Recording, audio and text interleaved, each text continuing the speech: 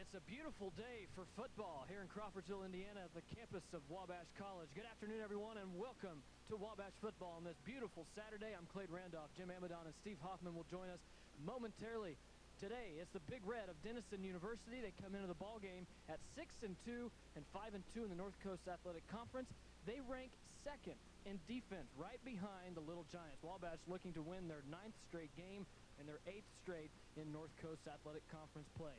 At home against Denison, Wabash leads the all-time series 8-1 with one tie. They look to make it 9-1 here today. Watch out for Dushan Brown. He was the NCAC Offensive Player of the Year last year for the Big Red, as he leads the conference in many categories as well this year. Let's send it over to Brent Harris and Eric Rayburn. It's time for the Eric Rayburn Show here on Wabash TV and WNDY.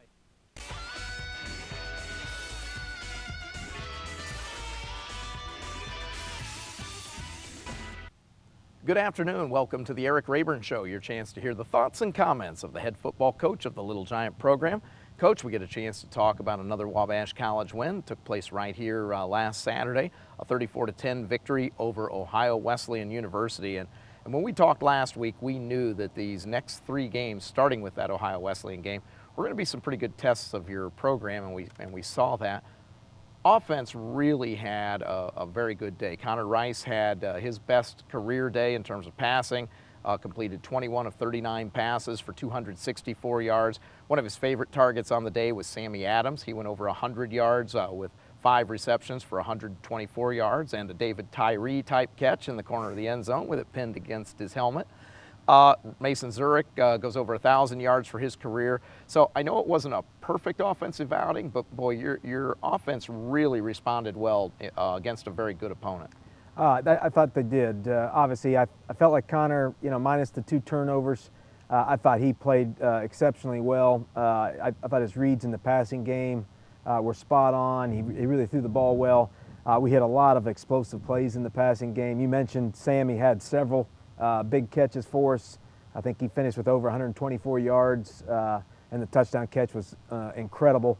But Oliver Page had a big catch, I think of 39 yards. So, Drake had 5 or 6 catches. So I thought he really spread the ball around and threw the ball well. And we were able to get some big plays in the passing game. And then Mason had another incredible game.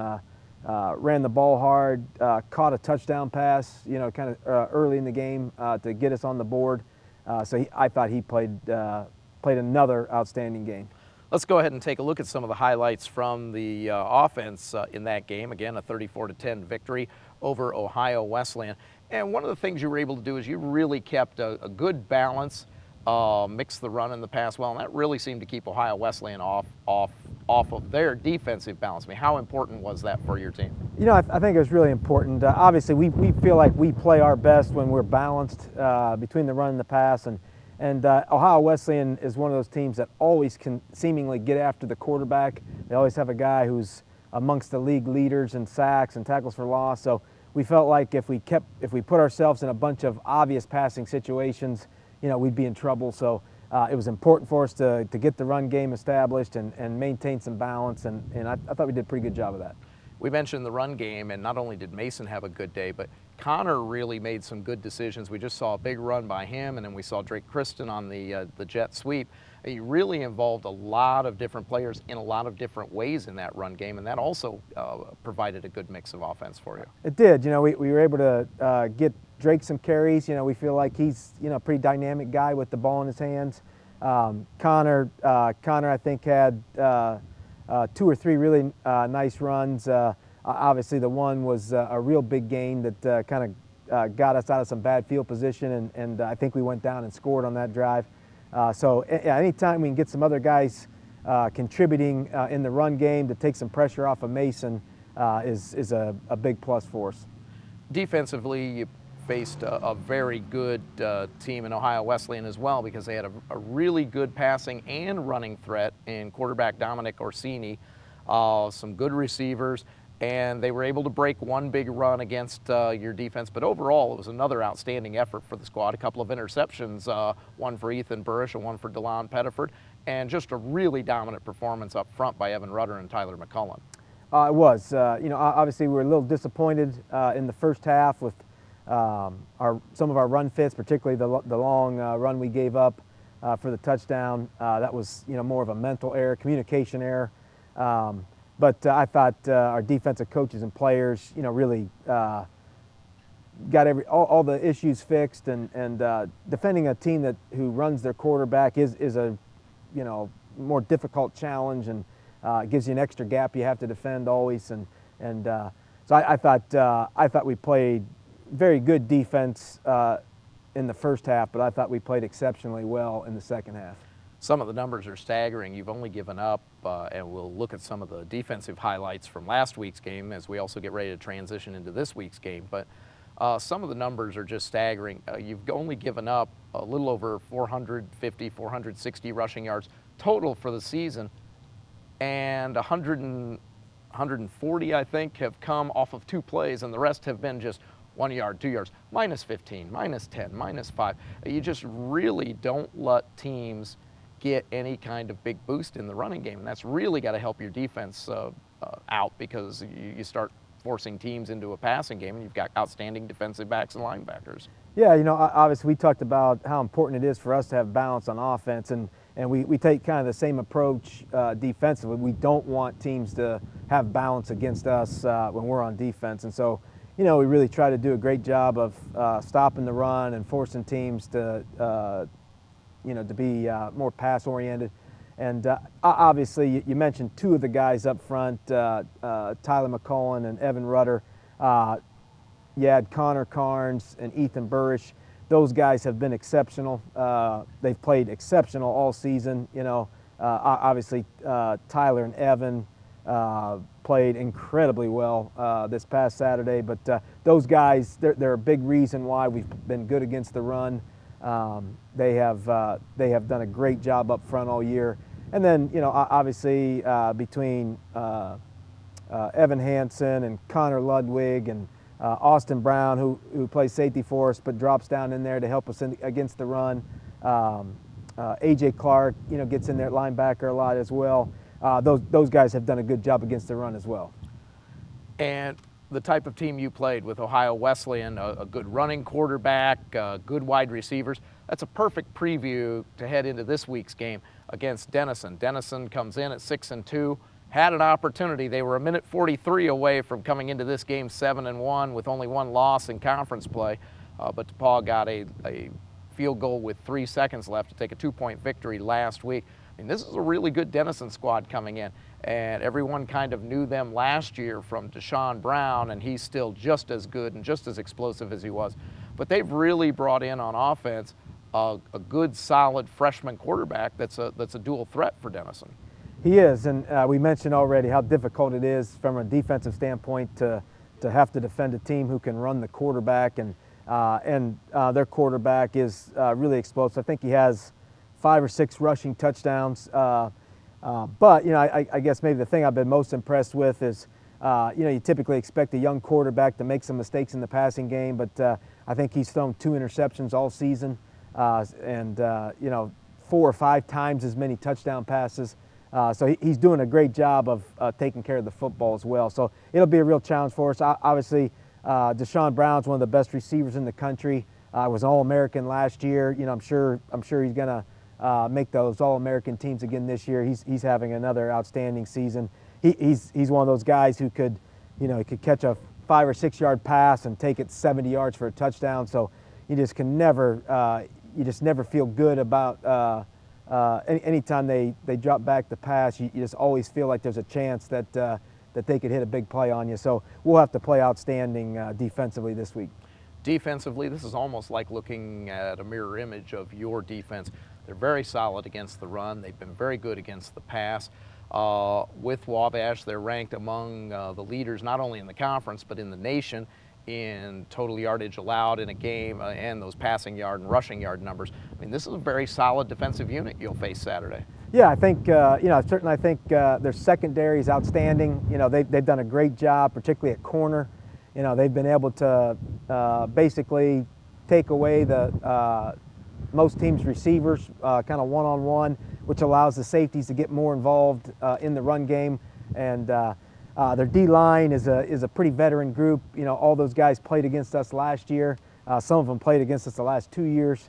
And I think their linebackers, their inside linebackers are really good. The one inside linebacker, kind of played outside linebacker the last 2 years against us, and we were real impressed with him. And he's done a great job for him now that they moved him inside. So it'll be a challenge for us for sure. They've played great defense week in and week out. They've been very consistent, and we'll have our hands full. They scored 10 consecutive points against DePaul late in that game to end up taking a 1-point lead before DePaul got the field goal with 3 seconds left. So they're certainly a team that knows how to play in close ball games. How important is it? It'll be Family Day Saturday. I'm going to ask you a follow-up question about Family Day in a moment. But how important is it to have a big game like this here at home as you get ready to close out the home portion of the regular season? Yeah, we feel like we have a great crowd always, so we feel like playing at home is an advantage for us. I think our guys draw some energy from the crowd, and so hopefully that'll be the case on Saturday because we'll need it. Denison, they're playing with a lot of confidence, and I know they're disappointed at how the game finished last week, but they're a couple plays from coming in here at 7-1 and controlling their own destiny in terms of the conference championship and automatic berth in the playoffs. So we'll have to play our best for sure. Mentioned Family Day, and we have Senior Day, the first game of the season. It's always a wonderful event when the parents get to walk out on the field. Family Day, there's an event that not a lot of people know about for the seniors, kind of behind the scene, that's really important to them. Can you tell us a little bit about what happens there? Yeah, our guys, they get to bring the most influential male in their life. They bring them, they have breakfast with our team Saturday morning, and then each of the seniors get the opportunity to stand up there and talk about why that man has been so important to them and the things that they've done for him and why they've been such a positive influence in their life and so for our guys, for most of them, it's one of the few opportunities they've had to publicly thank that person, and so it's I know our coaches enjoy it, and I think our players, younger players, look forward to it as well. So it'll be a special day. Obviously, we want to cap it with a victory on the field, but it'll be a great Saturday for us for sure. One thing that was visible from last Saturday's game, a few injuries to deal with. In particular, Sammy Adams did suffer a little bit of an injury on that touchdown reception. Ryan Thomas went down with an injury, and probably one of the most visible was Andrew Tutsi on the kickoff. Can you give us an update on where things are with those guys? Yeah, I guess this you play 8 football games. Guys, you're going to have some guys injured, unfortunately, and we've been pretty fortunate. We've had maybe fewer than some other teams, but we've had some earlier in the season, and obviously Saturday we had a handful of them. Most of the guys, there's a chance for them to be back on Saturday. It's more of a day-to-day thing, but I guess the thing that I was most impressed with is the guys that had to step up when someone went down. We preach that to our guys all the time. We talk to them about it. That you got to prepare like you're the starter because you're one play away from having to go in. And when Andrew went down, that was maybe the perfect example. Derek Fox had to step in, and he is a starter for us as a punter, but he had to step in and handle the kicking duties, and he made his one extra point that he had the opportunity to kick. He knocked that through the uprights, and then his kickoff was fantastic, and so he's a perfect example of when guys get injured, and it's going to happen. You got to be ready. You got to be prepared to step up and pick up the slack for the team. We'll be ready Saturday afternoon, a 1 o'clock kickoff, Wabash and Denison. Family Day here at the college. The game will, of course, be available right here on Wabash TV, www.wabash.edu/live. Jim Amadon and Steve Hoffman with the call, along with Clayton Randolph on the sidelines. Coach, good luck Saturday. Let's go get a win, and then we'll get ready for another football game. I think the week after that, we've got something on the schedule. Okay, thanks, Brent. You've been watching the Eric Rayburn Show, your chance to hear the thoughts and comments of the head football coach of the Little Giant program. We'll talk to you next week.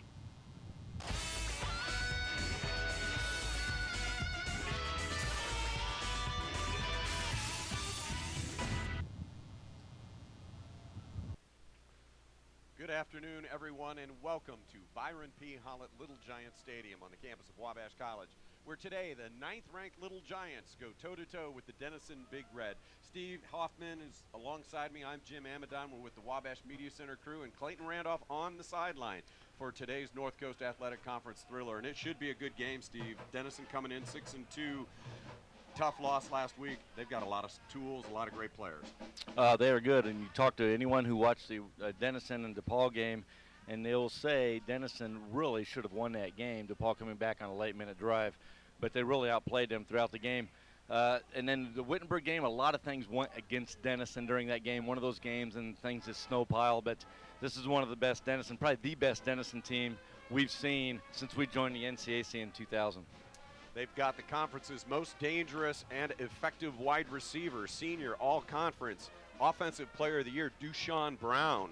Terrific athlete out of Phoenix, Arizona, 6 feet, almost 200 pounds. He leads the conference in virtually every statistical category, is the all-time leader. He owns basically every receiving record in Denison history, and they've settled on a quarterback, Steve, and he's a young one. He's a freshman, Kanan Gabley, and he's been impressive. For a freshman, completing 72% of his passes, leads the North Coast Athletic Conference, ranks 3rd in the country. Gabley's a 6-foot, 175-pounder from Annapolis, Maryland, has thrown 9 touchdowns and just 2 interceptions, and he's a dangerous runner as well. Well, you have splitting time early. The freshman Gabley coming on and really earning that spot. I mean, he has impressive stats. He's thrown the ball 121 times in his short season. With only 2 interceptions. We're talking about a freshman, ladies and gentlemen, so that's an impressive stat for a freshman. So I know what we're thinking on defense. Let's try to get to him a little bit. He watches a lot of film on the Wabash defense. When you watch a lot of film on the Wabash defense, what do you see? You see quarterbacks getting hurried. You see quarterbacks getting hit. You see quarterbacks getting sacked, and that can start affecting someone coming into a game. He was terrific last week against DePaul and led the Big Red down the field to take a lead late in the game, and the Big Red defense, which has been so strong all year, could not hold DePaul on a 4th and 2, and DePaul went down, kicked a game-winning field goal as time expired, and the Tigers escaped from Granville with a victory, and this Denison team really has a lot to prove today. They do have the best defense the Little Giants will have seen so far this year. So Wabash will have to be very sharp offensively. Steve, let's take a look at the keys to today's game. Obviously, I think the defensive front for Wabash must contain Gabley, because he's one of those guys that'll drop back. If he doesn't see Dushan Brown open, he's going to run. And I think he will more today, because he'd probably, I'm guessing he'll have a little happier feet today than against other defenses, just because he knows what we can do. So, you know, he can hurt us with his legs. And he will have seen the Ohio Wesleyan quarterback have some success doing that last week against the Little Giants. Turnovers are always key, but especially today when you have 2 really strong defenses. The Little Giants made 2 miscues last week. Coach Rayburn very unhappy about that, especially the interception late in the 2nd quarter. Little Giants will need to be sharp with turnovers, and obviously playing a really strong defensive front and good linebackers, terrific safety for Denison, and we'll get into those guys in a minute. But the offensive line, Steve, has to be sharp. Both teams want a balanced offense, and in order to have a balanced offense, you need to run the football. I guarantee both coaches are coming in saying we have to be able to run the ball to be effective. The fear of Coach Rayburn, and we'll talk about this as the game goes on from our offensive side standpoint, is they bring in a nickelback. They have 3 smaller corner-type guys who can match up on our receivers. If you can match up one-on-one on our receivers, what that allows is you to get your safeties into the run game. So now all of a sudden you have 8 people in the box against the run game. And I see in the box, I mean, who can really support with the run, minus your 3 who are matched up on the receivers. So that'll be the fun matchup to see today. But both teams want to be balanced. So I think the team that has the most success rushing today, Jim, will be the winners of this football game. As you can see, the Little Giants are wearing their home gray uniforms, battleship gray uniforms with red numbers. Little Giants getting psyched up. The captains are heading toward the midfield stripe to do the opening kick for the Little Giants today. A captain There are 6, but they can only take 4 out. 2 quarterbacks, Michael Putko and Connor Rice, along with Mason Zurich and Evan Rudder. And Steve, Evan Rudder and Tyler McCullen were huge last week for Wabash. Well, we talk a lot about a lot of guys on our defense. Evan Rudder and Tyler McCullen really anchoring down the defensive line. And then on the other side, you have Connor Carnes and Ethan Burris on the outside. So, you know, Ethan's a fun story this year because being moved from linebacker, he's involved in less things, but he's still as much of a factor, just indirectly. Yeah, and teams are often double-teaming Ethan Burris, which allows Connor Carnes to have a little bit more success, and the stats bear that out this year. Beautiful sun-soaked day here at Holland Little Giant Stadium, where we're celebrating Family Weekend, Family Day. A lot of parents, grandparents, and siblings are here. It appears Denison has won the toss and is elected to defer, so Wabash's offense will get out to start the football game today, and it has been a very effective offense. 8-0 are the Little Giants, averaging 43.5 points and 468 yards per game. 259 on the ground and 209 through the air, and those passing numbers have just increased with every week, Steve, as Connor Rice has had a little bit more rope, a little bit more leeway, opportunity to really stretch the arm. Yeah, we've talked a lot about that, Jim. Every game, you know, it's kind of the evolution and maturity of Connor Rice this season, and you know, not that he's making great passes every throw, but he's not throwing into trouble. He's not trying to make things out of nothing, and it takes good high school players a while typically to figure that out, but the guys at this level are quite a bit faster. You can't sneak a ball in. So he's learning to take what the defense gives you, which I know Coach Rayburn preaches a lot, and that's what good Wabash quarterbacks have done. Connor Rice is this junior quarterback, 6'4", 220. He threw 2 interceptions in the first game of the year. He's only thrown 2 since, including 1 last week. 13 touchdowns, 1,541 yards. He's also a running threat. He's rushed for 5 touchdowns this year. The offensive line never gets enough credit at Wabash. Wes Brown, the senior left tackle. Jordan Culp, senior left guard. Kyle Stucker, the academic all-district pick, a junior at center. The right guard is Trey Taylor, senior out of Ben Davis, and Tim Leaf is the sophomore right tackle. At tight end for the Little Giants will be a rotation. Clay Fullenkamp, a sophomore, and Dylan Burrish, also a sophomore. Lots of wide receivers will see the field today. Little dinged up there. Ryan Thomas will not play, the freshman who's gotten off to such a great start this year. Oliver Page is a little dinged up, but he'll play. Sammy Adams is a little dinged up, but he'll play. Drake Christian leads the Little Giant receivers with 41 catches, averages 9 yards a pop. The big play guy has been Oliver Page, averaging almost 20 a catch, and Sammy Adams, who's coming off a career game last week, Steve, with 5 catches and a touchdown, averaging 19 yards a catch. Well, we just talked about the maturity of Connor Rice. I should have added in there maturity of our, you know, our offensive line has been solid all year, but I've seen a lot of maturity and evolution in our receivers too. You got a couple freshmen coming in, of course Ryan out today with an injury, Ryan Thomas, but you see them really coming into their own as well. Sammy Adams has a heck of a year this year, pretty good year last year, but a heck of a year this year with these freshmen mixing in, and really see a lot of people mixing in at those positions.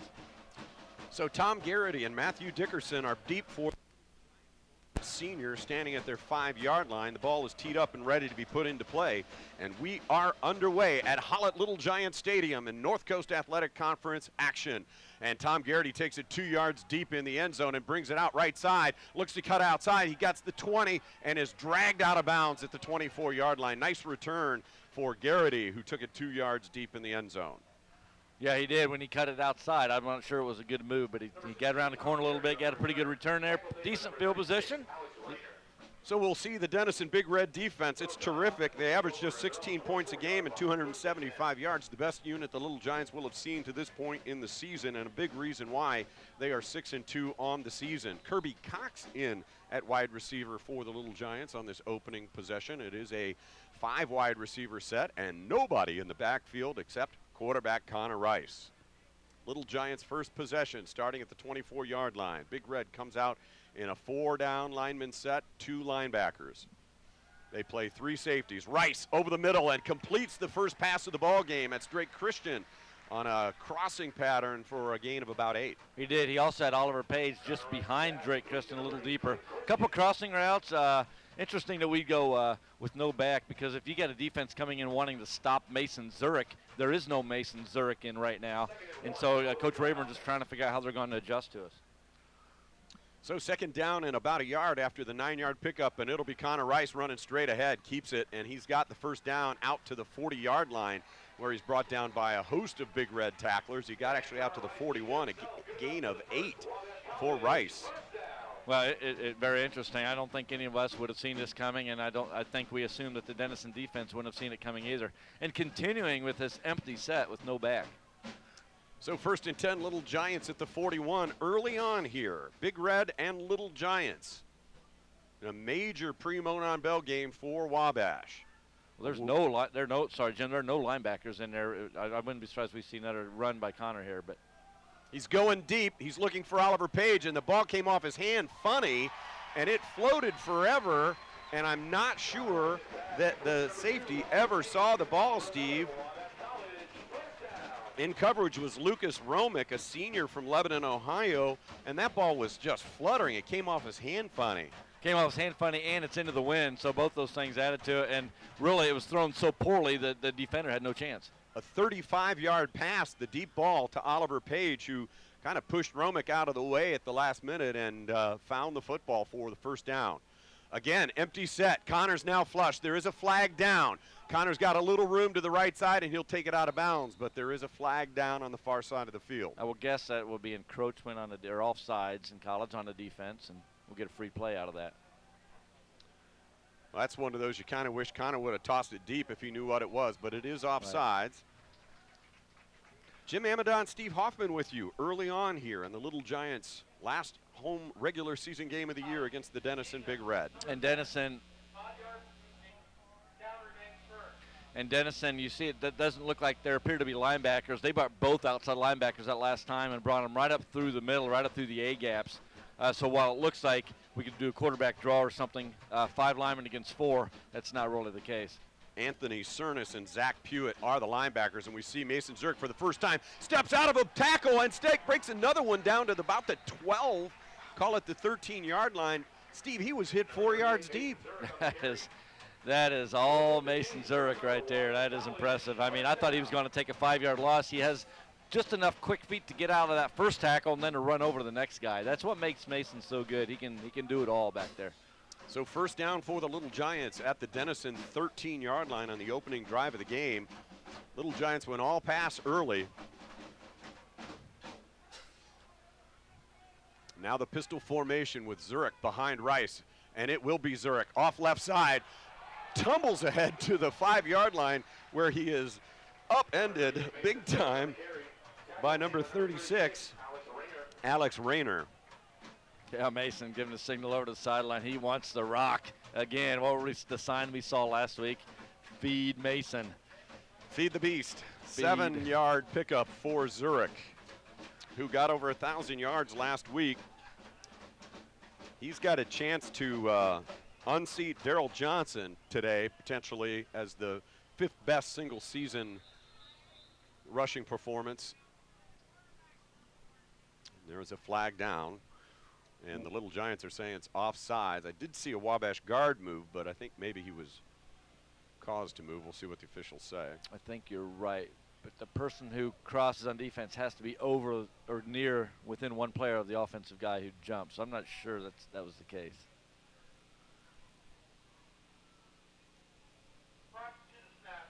It is on the Little Giants, so it will be 2nd down and 8 after the mark off. Well, that hurts down in the red zone. It gets tougher when you get down here. The field shrinks, as you know. So any 5-yard penalty like that makes a big difference, and especially if we wanted to give 38 to football.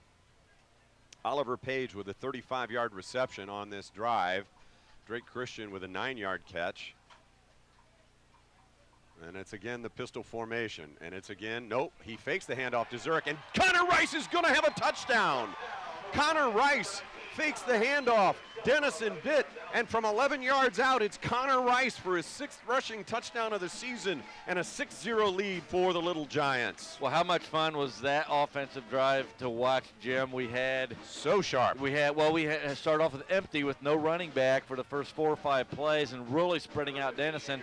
Then when after the big pass to Page, you bring in the big guy, number 38 in the backfield, start giving him the ball, and he's running over people. Then we fake it to him, and Connor keeps it around the corner.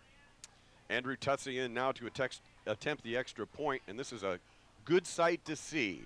Andrew injured his hamstring last week, and we didn't think he was going to be ready to play today, but he's not only ready, but he punches one through the uprights, and the Little Giants are up 7-0, 3 minutes and 9 seconds into the game. That's about the most impressive offensive drive, and Little Giants have been good on opening drives pretty consistently through the middle part of the season. That was as good as the Little Giants have been. I agree, and I love the way Coach Rayburn and the other offensive coaches mixed things up there. Coach Olmstead's offensive line was really opening things up for Connor early on the ground, and then later for Mason. And it was just fun the way we really had Denison off balance. You could just feel it from up here, Jim, that Denison was off balance that entire time. And, you know, with the running, with the empty, with the different formation. So, Steve, you're jealous. The coffee fairy just delivered a large coffee to me in the press box. That would be Paige Johnson, the daughter of Kim Johnson, and Steve's looking at me. All right, let's get back to action. That probably won't be any good anyway. No, hot coffee on No. a cold, breezy day. The wind is blowing from the northwest, and Derek Fox is in to kick off, and it's a high, short kick taken by Dushan Brown at the 15, and he's got some running room. Taken down by Chris Broker, but not until he has the 37-yard line. This is going to be a big possession, and here's why. Wabash is 13-0 against Denison since joining the NCAC. This Denison has not beat Wabash in the last 15 years, and not much before that. So if you can get them down early, we talk about this all the time in these games, Jim. Offense right down the field, boom. That's tough for a team to swallow, but if their offense for the first time on the field can bounce back, then they're going to feel okay about it. But if we can quash them here pretty quickly.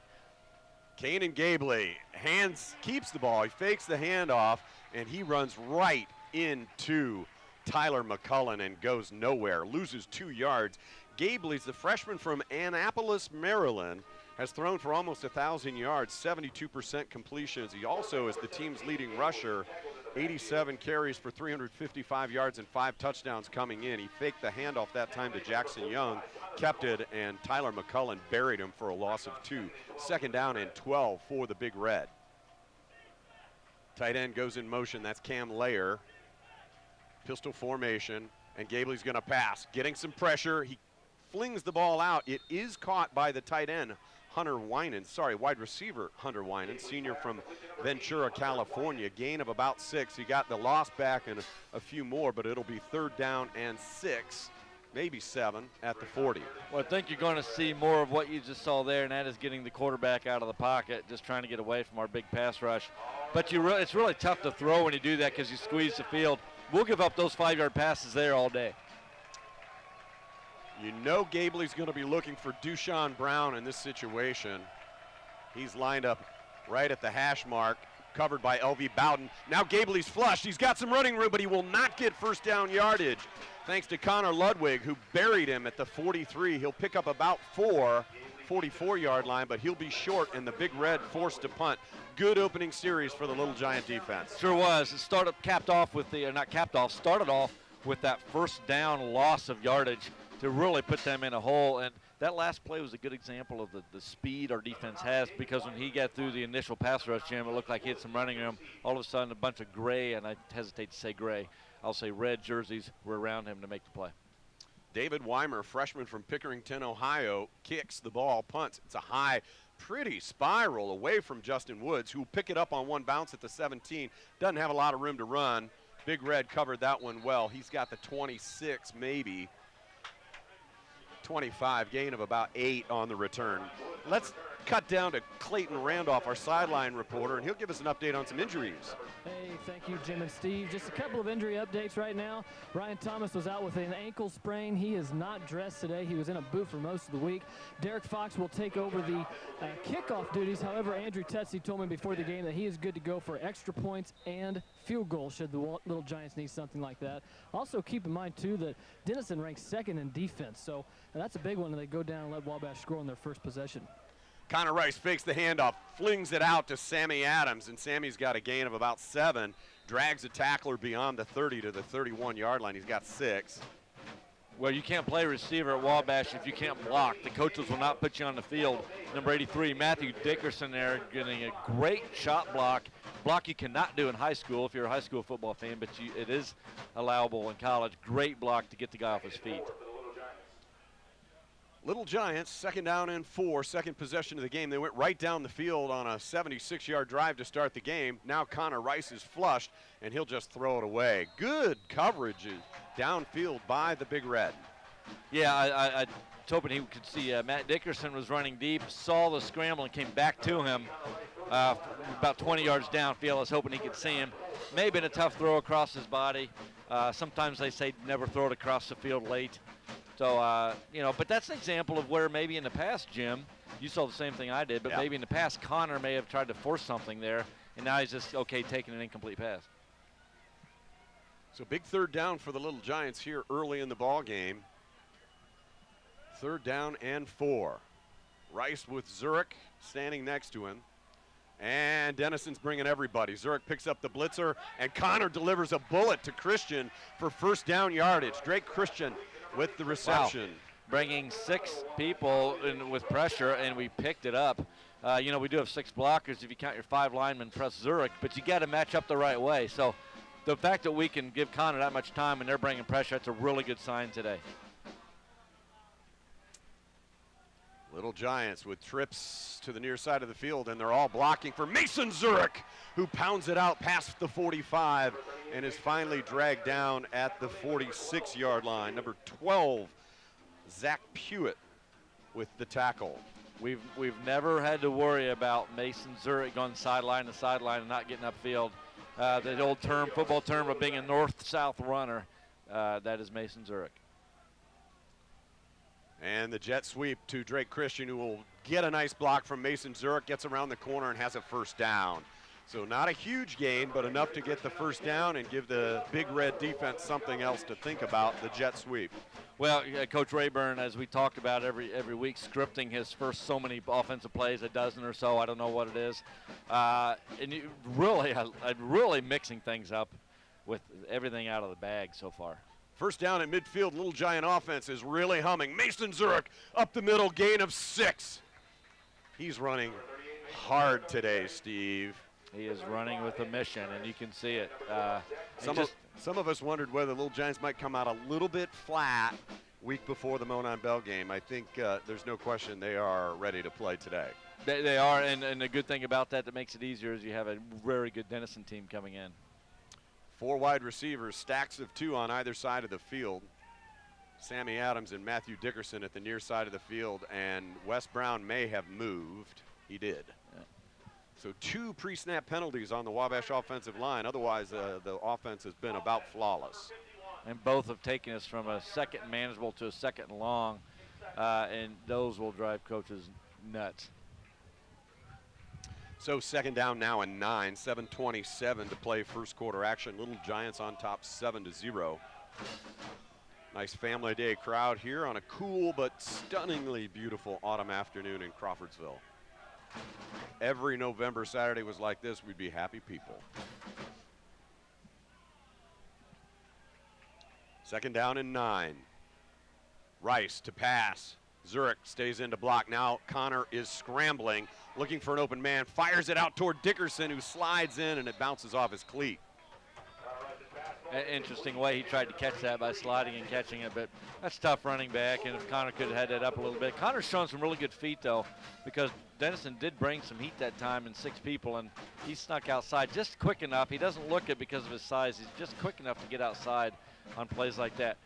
If you're a Denison defensive coach, that will drive you nuts because you're bringing the pressure and you don't contain him. You let him bounce outside.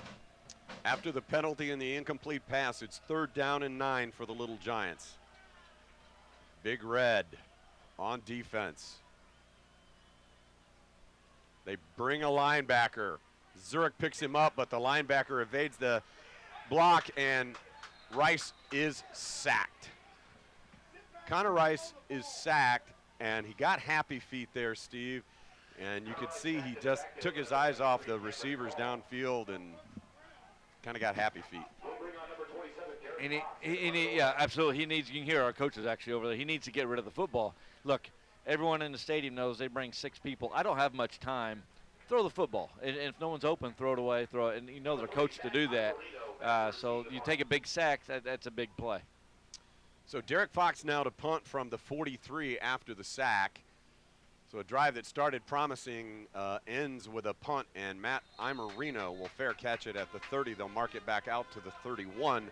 So a short kick of 26 yards into the wind for Fox, and Denison will be on the field for a second possession after the punt. And that punt illustrates a little bit, Jim, we haven't talked about much today, is there's a pretty stiff breeze from left to right. I wouldn't say it's a really strong wind, but it's a small factor, and I think we could see it in Connor Rice's early long pass that ended up as a good long pass for Wabash, but you could see it in that punt there.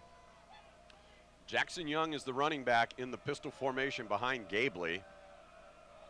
Deshaun Brown wide to the far side of the field. Gabley's looking to the near side, and he's sacked by Tyler McCullen.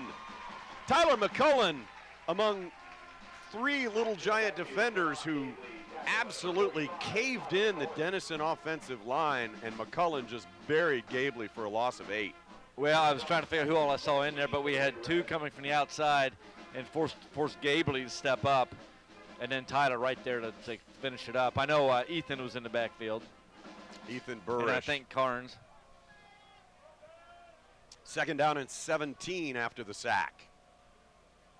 Deshaun Brown sending a signal to Gabley, and Gabley's going to be sacked again.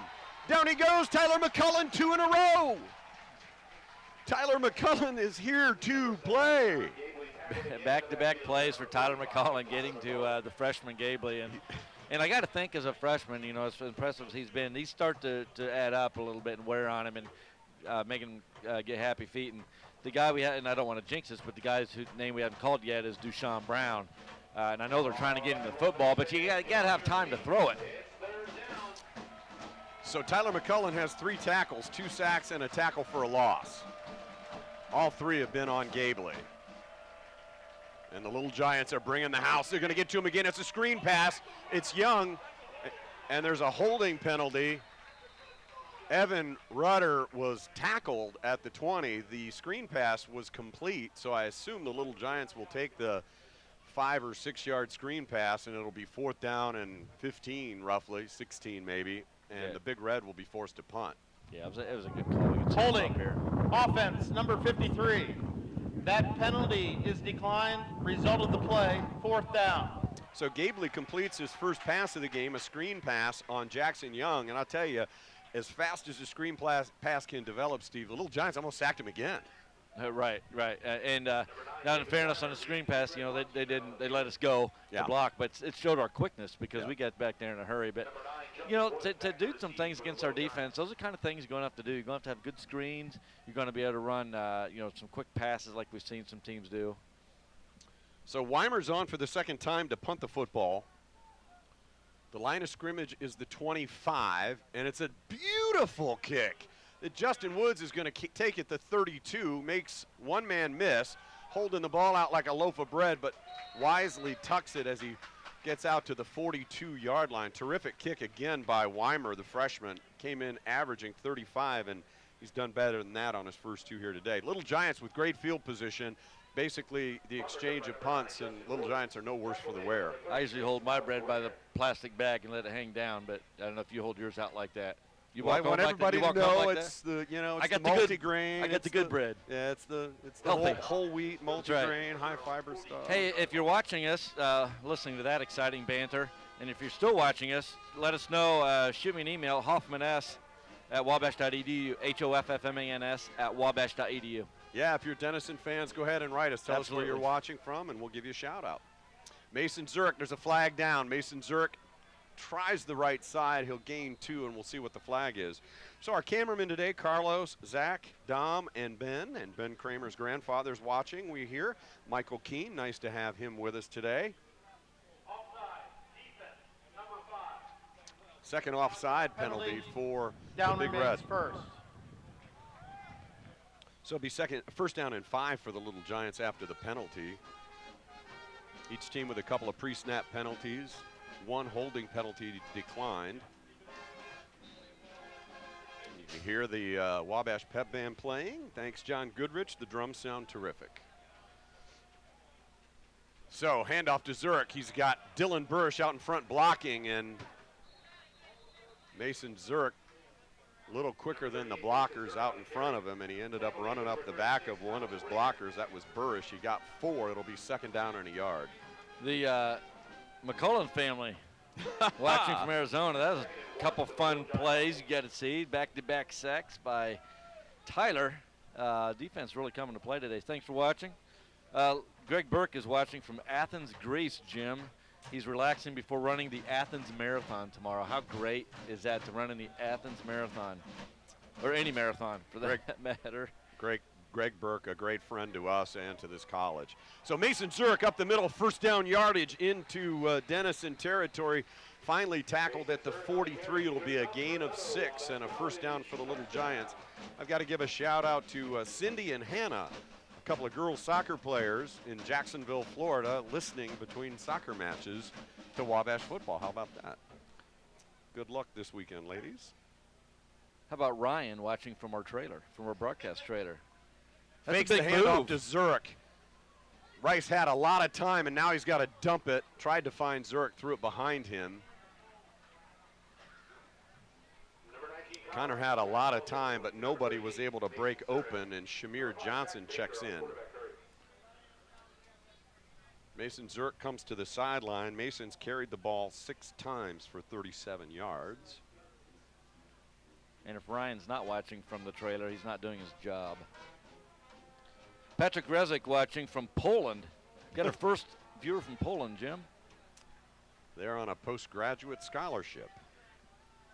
Blitz coming. Shamir Johnson picks up one of them, and Connor gets tripped up by the guy Shamir was blocking. I think Shamir just blocked him right into him. That was Zach Baker, who will get credit for the sack. It'll be 3rd down and 14. I think they're the way I'm seeing them coach Connor, there's some places he needs to be throwing the ball and he's not. I don't think he's making the right reads, because there you can see Coach Morrell on the sideline pointing downfield at, like, this is where you're supposed to go. And Connor, looking quickly and then taking off. I think he could sit in the pocket, just a little bit longer. So Shamir Johnson in as a blocking back, 4 wide receiver set for the Little Giants. Rice has time. Now a late rusher comes. He kicks the ball out to Dickerson. Dickerson has the catch, but he'll be well short of the first down. It will be 4th down and about 4. That's a big play because it gives Coach Rayburn the option here to see what we're going to do. I don't think we have any choice but to go for it, Jim. I guess we're going to punt. Okay. It was too long for a field goal, especially into the wind. Plus, it had been about a 58-yarder. So the Little Giants will try to pin the Big Red deep. Fox on for his second punt from the 38-yard line. His first punt was a short one, only about 27, I think. 1:33 to play, first quarter action. Low snap, but handled well. There's no rush on, and the ball might kick to the end zone, and it does. So the Little Giants will not benefit much. It'll be a net 18-yard punt. Yeah. And the Big Red will have the ball at the 20. I was a little bit surprised we didn't go for it, although it wasn't like it was 4th and 2. It was a 4th and 6, so that really limits your call making and your playbook. So we'll see what Denison tries to do here. Wabash last time, miserable outing for Denison the last time. 2 sacks in a row, followed by a short screen pass, and just went nowhere. Caden Gabley has completed 2 passes, but just 11 yards. He's been sacked twice and tackled for a loss once. Young, the running back, is tackled by Rudder after a gain of about 3. That's Young's first rush. He's a freshman from Milford, Michigan, 5'10", 205-pounder. Came into the game averaging 5.2 yards a carry on 41 attempts. Well, only their second real rush of the game where they've given it to the running back. I'm not counting the sacks go down as a rush, but you can see what they're trying to do. So 2nd down and 8 for Gabley from the 23, and the handoff is again to Young, and he'll try the middle. He's got a yard, maybe 2 to the 25. It'll be 3rd and 5. As the first quarter clock winds down, they will not have to run a play, but they might choose to with the wind at their back. See what the Big Red does. Yeah, I agree with you. I'd run a play, but they're not. I don't think they're going to. The way they're acting over on that sideline. Kind of surprises me a little, but I suppose you want to just keep this one close. If it was a punt, I think they would. Yeah. An offensive play, probably not as much of a factor. Yeah, he's not. Gabley's going to be fortunate to have much time to try to get the ball deep. I think most of what he's going to do today is going to be 3-step drop short passes, because he's just going to get eaten alive if he tries to drop back. Good So quarter. we have finished the first quarter. It's Wabash 7, Denison 0. It was a good quarter for Wabash defense, you know, playing like we hope the Wabash defense will play. That first drive was one of the most impressive drives we've seen of the year for the Wabash offense. That was a fast quarter. That seems like it was a really quick quarter. When you said the quarter was coming to an end, I was really surprised. Either it was actually quick or I'm just having that much fun, probably a little bit of both. Let me go over some viewers, Jim, while we're watching, and then I know you have some stats in front of you. Bob Biddle watching from California. As always, Karen McCarthy watching, Ron Bean, Phil Ware, Bob Biddle. I think I mentioned Bob. George and Jim, or George Simpson, I'm sorry, in Tampa, Florida. Brad Fuel in Chicago. Thomas Werby in Connecticut. Scott Biederman in Ohio. A lot of these are the same names that tune in every week. Great Wabash supporters. And I have a few more to go over there. We'll get those in, but Dan Burley, Keith Nelson, Don Smith. All right, we start the second quarter. Big third down. 5 yards to go for the Big Red. It's a long 5, if there is such a thing. Gabley changing the play. He's got Young behind him in the pistol. He's back to pass. He's actually got a little time. He floats it out to Dushawn Brown, and Dushawn Brown is met immediately by A.J. Clark and Connor Ludwig and coughed it up. That's not something you see very often for the conference's top wide receiver. Well, he heard number 10 footsteps in front of him a little bit, I think. He's a good enough receiver to not, I don't want to say that's why he dropped. He's a good enough receiver to not have that happen. We will see Brown today. We will see Brown today. He will become a factor. He'll start making some catches and will get some yards. He's too good of a player. So this punt not as good, off the side of his feet, off the side of his foot, and out of bounds at the 49-yard line. They'll spot it probably at midfield. Nope, 47-yard line.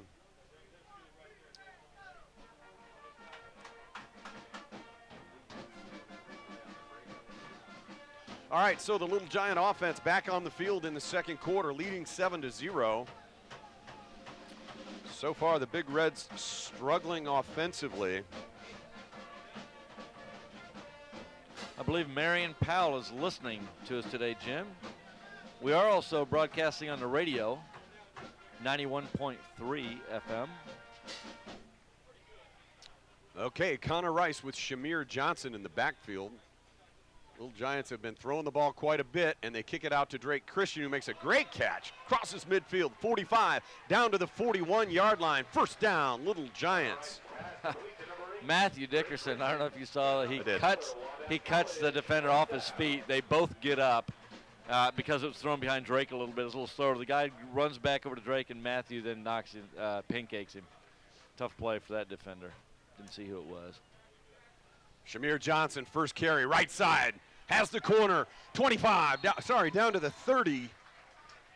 And they are going to spot him out of bounds well before the 30. I guess he stepped out at the 34. Gain of 7. You know, Thought he had the tightrope there. Shamir, we talk about Shamir's a talented running back. We don't talk about him as much because of Mason. But I tell you what, he gets in there and does some things. Second down and 3. And Johnson again, right side, has a hole.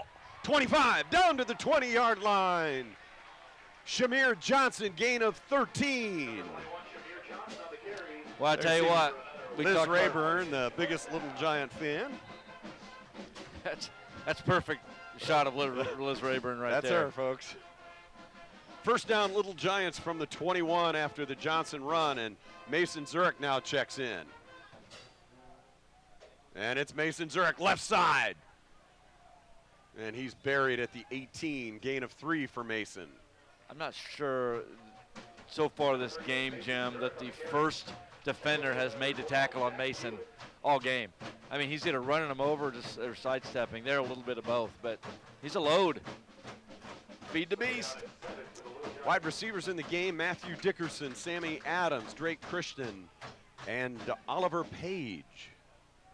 Connor Rice screens it out to Mason Zurich, makes the catch. 15, 10, 5, and tackled at the 4. Beautiful catch by Mason Zurich.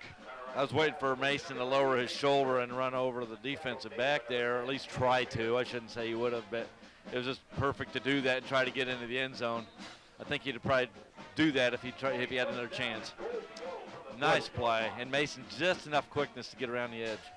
So 2 tight end set, Fullenkamp and Burrish both lined up on the left side. 1st and goal at the 4. Rice keeps it, tries right, tackled for a loss at the 6-yard line. Boy, you don't like losing yards down here. You want to get everything positive. I mean, you have 2nd and 5, you lose a yard. You just, even if you only gain a yard, you want to get closer. So it really starts changing your game plan when you start losing down here in the red zone. Connor Rice, 7 of 10 in the early going, 92 yards. He's been sacked twice. Popped a 35-yard pass to Page early on. He's been sharp. Look at the guns on Zurich. Get those close-up shots. Yeah. Nice work, fellas. Drake Kristen went in motion, and the offensive line will commit yet another penalty. It will be 2nd and goal from the 11. Oh, boy. Number 43. 3rd false. 5-yard penalty. Down remains 2nd. 3rd false start of the game, and this one is a killer down there. So there you have it, 12:19 to play 2nd quarter. And the Little Giants will bring out the tight ends and Zurich, and they'll go with 5 wide receivers. Garrity, Dickerson, Page to the far side of the field, Drake and Kirby Cox on the near side, and that's Kristen going out to the left, catches the screen pass and runs right into a would-be tackler and an offensive holding penalty on Tom Garrity, I believe. Yep. One of the wide receivers. Drake's unhappy. I don't think he liked the way he was tackled. Well, it was a good idea on that play because Denison is man-to-man, so when you motion Drake over, and you see how quickly he motioned, the man has to try to keep up with him, and that's hard to do. Offense, number 12. 10-yard penalty from the spot of the foul. Still 2nd down. Well, it couldn't have been number 12 because number 12's not in the game. So it must have been, I think it was Garrity. I think it was 16, not 12. Yeah, I think you're probably right. Well, it could have been Page, too, I guess. And it's right. And it's hard to, and frankly, these jerseys, it's hard to see the numbers. So what's your 2nd and goal 19-yard place, Coach Hoffman? You know, I kind of like a swing screen like we ran to Mason earlier, something like that to get him the ball out here. And he's wide split down to the bottom of your screen. So just let somebody give him some room to run. Another flag down. Pass down the middle. It's a touchdown pass to Oliver Page, but it's coming back. Well, I figured that'd be on the offense. It is. I wonder why they didn't kill it.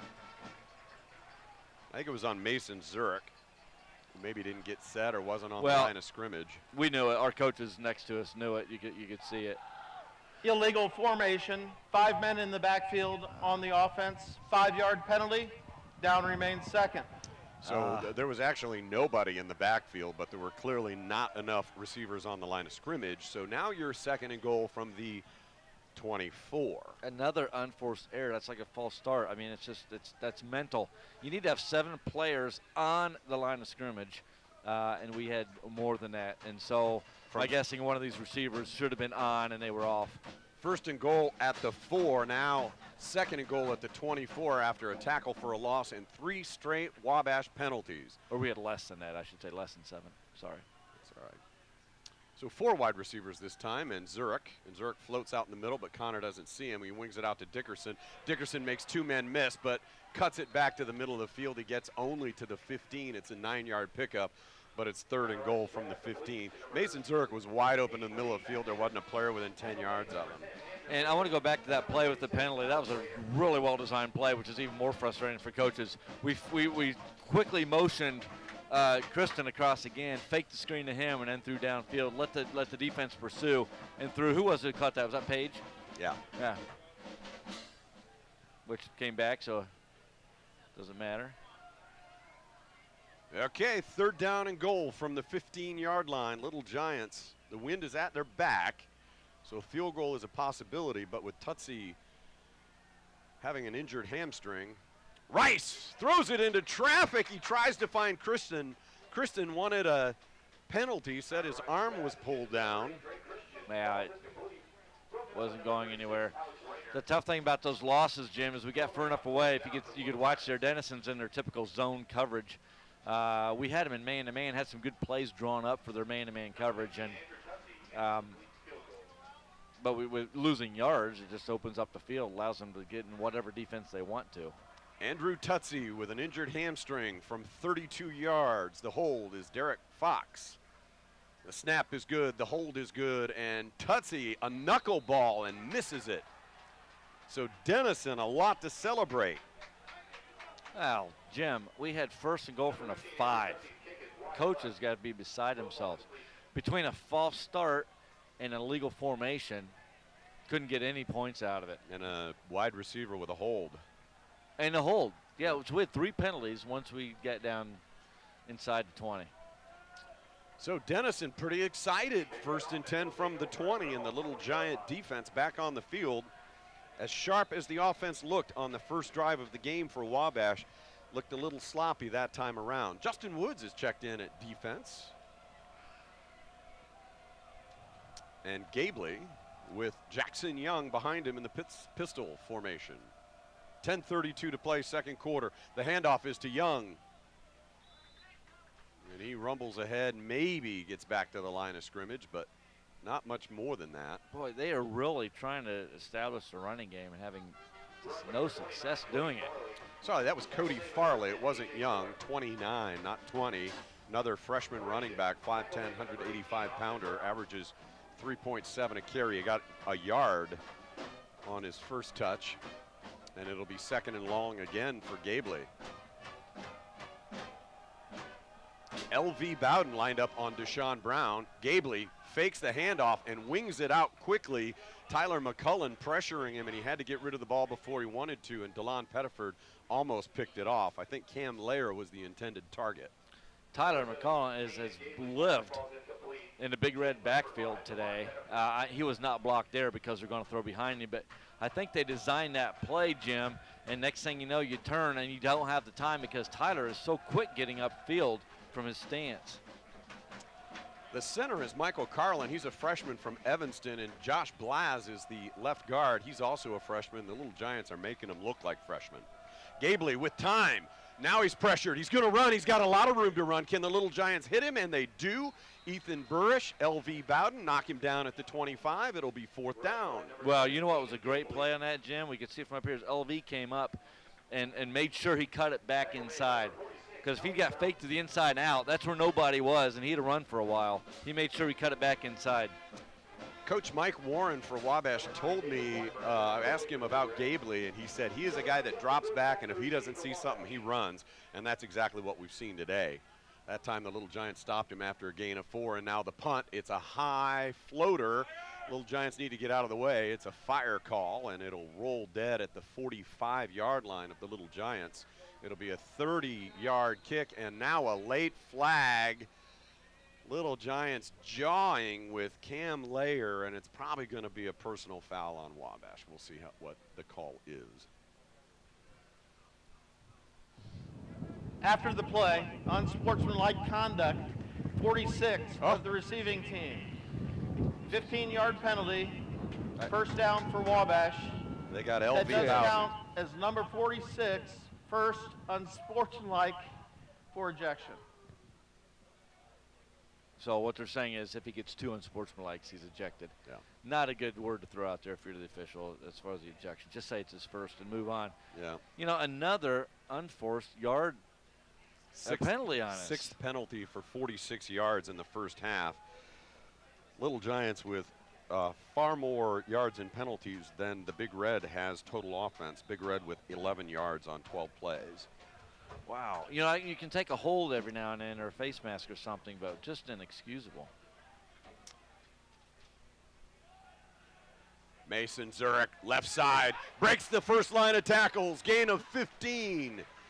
And Shamir Johnson is being carted off, taken over to the ambulance. Saw them working on his hand, and he's going to go out to the hospital. So another big injury for the Little Giants. And Shamir Johnson is done for the day.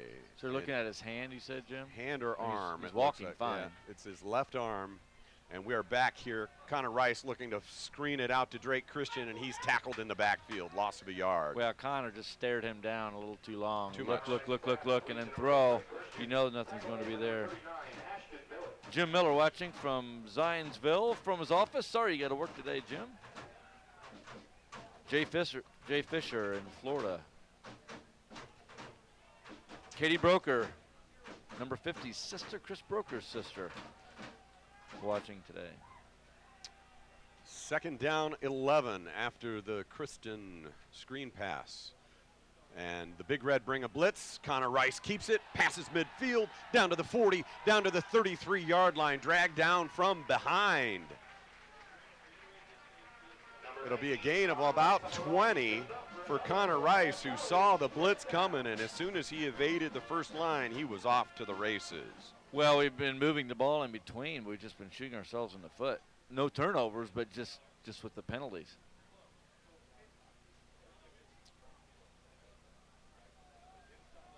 So first down, Little Giants at the 33-yard line. It was a gain of 23 for Rice, who finds Drake Kristen over the middle. It'll be close to a first down. We'll see where they spot it. I think he's got 10. Yep. Let's go down to Clayton Randolph now and hear what happened to Shamir Johnson. Clayton? Hey, thank you, Jim and Steve. Shamir, they think broke his wrist or hand. That's why he's headed off to the hospital right now. A broken wrist or hand for Shamir Johnson. Back to you guys. A devastating blow for the Little Giants' second leading rusher. Rice keeps up the middle, breaks one tackle and falls forward to the 18-yard line. He'll gain 5. Well, it sure is. I mean, what an able spell runner for Mason Zurich. Shamir doesn't just come in and take up plays. He takes up yardage. I mean, he comes in and does the job. So 513 yards and 7 touchdowns. Yeah, for a backup runner. Coming into the game. Diane and Dick Peterson watching. Our first Denison viewer, thanks for watching. Abby Self, I think I got that right. Zurich cuts it back, 10, down to the 8. He'll pick up 10 yards, maybe 9. He got to 9, I guess is where they'll spot him. John Fry and Wabash Security watching us today. Melissa Butler in Fort Myers. Record temperatures in Florida all across the state today. Yeah. High 80s as far north as Tallahassee. 6:29, second quarter, Little Giants up 7 and driving. Zurich up the middle, inside the 5 to the 3. It'll be second and goal from there. Well, you know, Wabash has been down here before. I mean, and didn't get any points out of it. So really got to make something happen. A field goal's not going to be good enough. Really got to punch it in. Jim is giving me the, I guess that's the run the ball symbol. That's Feed the Beast. Oh, is that what that is? That's international symbol for Feed the Beast. Yeah, and the sign is back. And I think we will, Jim, here.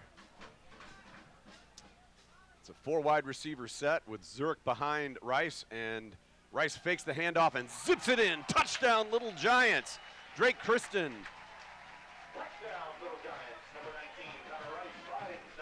And frankly, Jim, that is where Feeding the Beast makes that possible, because just a little fake to Zurich, what you do is you get the linebackers to step up to stop the run, and you throw right in behind them, which is exactly what Connor did, and threw it right where he needed to. Huge points, huge touchdown for Wabash after really shooting ourselves in the foot. Great Drake Kristen with his 5th touchdown catch of the season, and now Andrew Tutsi for the extra point. Snap and hold are good. The kick is beautiful. 14-0 Little Giants. 5:44 to play in the second quarter. Let's take a look at the touchdown pass. Well, you'll see the quick face to Zurich right here. Linebacker 35 steps up. Boom. Throwing behind. Nice throw. Nice work, Zach, on the camera. That's fantastic. Oh, Frayne is watching from out in the parking lot from the motorhome. Frayne and Bill Olson. Come on in. Where are you watching it from? They do have a pretty good spread out there. I saw the video. I think that's her weekly. I think that's her weekly thing. All right. So, you know, we've been winning. Pat Becker, good to have you again. Dwayne Heil. Cleveland. Dudley Burgess. Dudley and Judy. St. Charles, Illinois. Nice to have you folks along. Yeah, Ron Snell. Sue Neal from Austin, Texas. We got a bunch today. So this Little Giants now up 14. I think the Denison Big Red going to need to do something special here on this offensive possession. Keep this game under control before halftime. A beautiful high kick by Fox with the wind at his back. Dushan Brown at the 4. Very dangerous, and they corral him at the 20 and drop him at the 22. That was, I guess, see that was. For some reason, I watched him all the way down the field. Was it AJ? No, it wasn't. I can't see the number, black sleeves, 23? Yep. That's Luke Zeniak from Noblesville. I happened to watch him, and he made 2 guys miss on the block and then made the tackle. That's fun. He's excited. So Gabley's back out.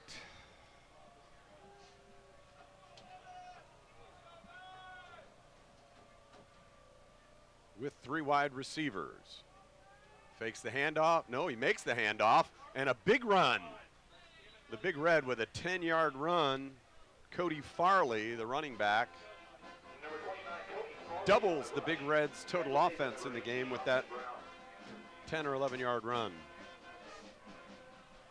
Good look. Well, that's what they're going to need to do. That's what they're going to need to do in offense, open things up. We talked about that before the game. Whichever team we think runs the ball most effectively, it's by far been Wabash so far, is going to win this football game. Gabley was especially impressive last week when his team trailed. He rallied this team, put him on his shoulder. Nice work for the freshman. Looking long for Dushan Brown. He's got him, and Dushan Brown looked like that ball was right there. It was a little to the outside, but I don't feel like I don't think he saw it well because the wind caught it because he didn't adjust. Typically what you want the receiver to do then is to just slide to the outside. You still catch it over your inside shoulder, but he made it too tough. The wind may have caught it too and held it up a little bit for him, but I don't think the sun was a factor. Could have been. He had beaten DeLon Pettiford down the sideline, and it looked like the ball was catchable. Nice ball by Gabley. It'll be 2nd and 10 now from the 32. Well, it shows you what Dushan can do. Handoff again to Farley, and Farley is tackled for a loss of a yard. Looks like Connor Ludwig. No, not Connor. Ethan Burrish, maybe. No, it was Evan Hansen. Again, folks, these high-definition cameras may be a little better, but from high atop the press box, it's tough to pick up those numbers on the gray background. Yes, it is. That was Evan Hansen. First time we've called his name today. Talented freshman. Had a big sack last week at an important point in the game against Ohio Wesleyan. 4:16 now before halftime. 3rd down and 11 for the Big Red. Farley and Gabley. Gabley with the snap. He's got some time. Now he's flushed. Nice hit. Gabley's got running room. 1st down and more out to near midfield. Slides down at the 49-yard line. Well, how about that? I mean, that shows his athleticism. I thought he was going to get caught from behind and just really kicked it in. There's some good explosiveness there by Mr. Gabley. 17-yard run. Now 6 carries for 11. You count the 2 sacks. Gabley with a little momentum now. 1st down near midfield at the 48. Changes the play, fakes the handoff, has some time, going long for Dushan again, and it'll be picked off by the Little Giants. Austin Brown with the interception. Gabley just floated that one, Steve. It was the same play that Austin was slow getting to the first time, and he came over and made the interception for the Little Giants. For Austin, that's his 4th pick of the year. Parks or having some coverage behind him on that one, and it was Austin Brown coming over. You want him to get right up the sideline there. I mean, that's just what you tell him. Wherever you catch it, just go to the sideline, because then everyone knows where you're going, everyone knows where to block. Yeah. You start goofing around, and I'm sure it's our coach to do that. But you know what? We'll take the interceptions, Jim. And 3.5 minutes to go to 60 yards to pay dirt. Fakes the handoff to Zurich. Pressure in his face. He floats it downfield. He was looking for Dickerson, but good coverage by the Big Red. You can't throw that to the inside. It's not a good throw because that's where the safety is. You got to get that out. Joel Lahua in coverage, junior from Chicago. Well, I like the call. I mean, it was, get a big interception, go for a big play right now. I like that. Didn't pan out, but. Connor floated that one a little bit, had the wind under it, and fell incomplete. Be 2nd and 10. In motion comes Kristen. Fakes it to Zurich. Kristen on the swing pass. Gets a nice block by Page, and he's knocked out of bounds close to midfield. I think he's got the first down. We'll see. It's touching the line. I think that's going to be a first down. 10 yards. Rice to Kristen. Drake's having a pretty good game so far. I think that's his 8th catch for 54 yards, including the touchdown. 3:10. Clock ticking. Handoff Zurich, right side. Makes a guy miss, cuts it back in, and a flag will come in. They're going to get Fullenkamp on the hold. So Zurich's going to run to pay dirt, but it's all going to come back because they got Fullenkamp. Coaches don't like it at all.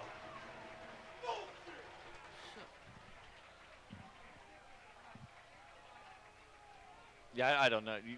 You act like you saw who it was on, or else you saw where the flag came down. The flag came down on Fullenkamp, the tight end. Holding, offense, number 40. 10-yard penalty from the previous spot. Repeat, first down. That was on Fullenkamp. So the Little Giants peppered with penalties here in the first half today.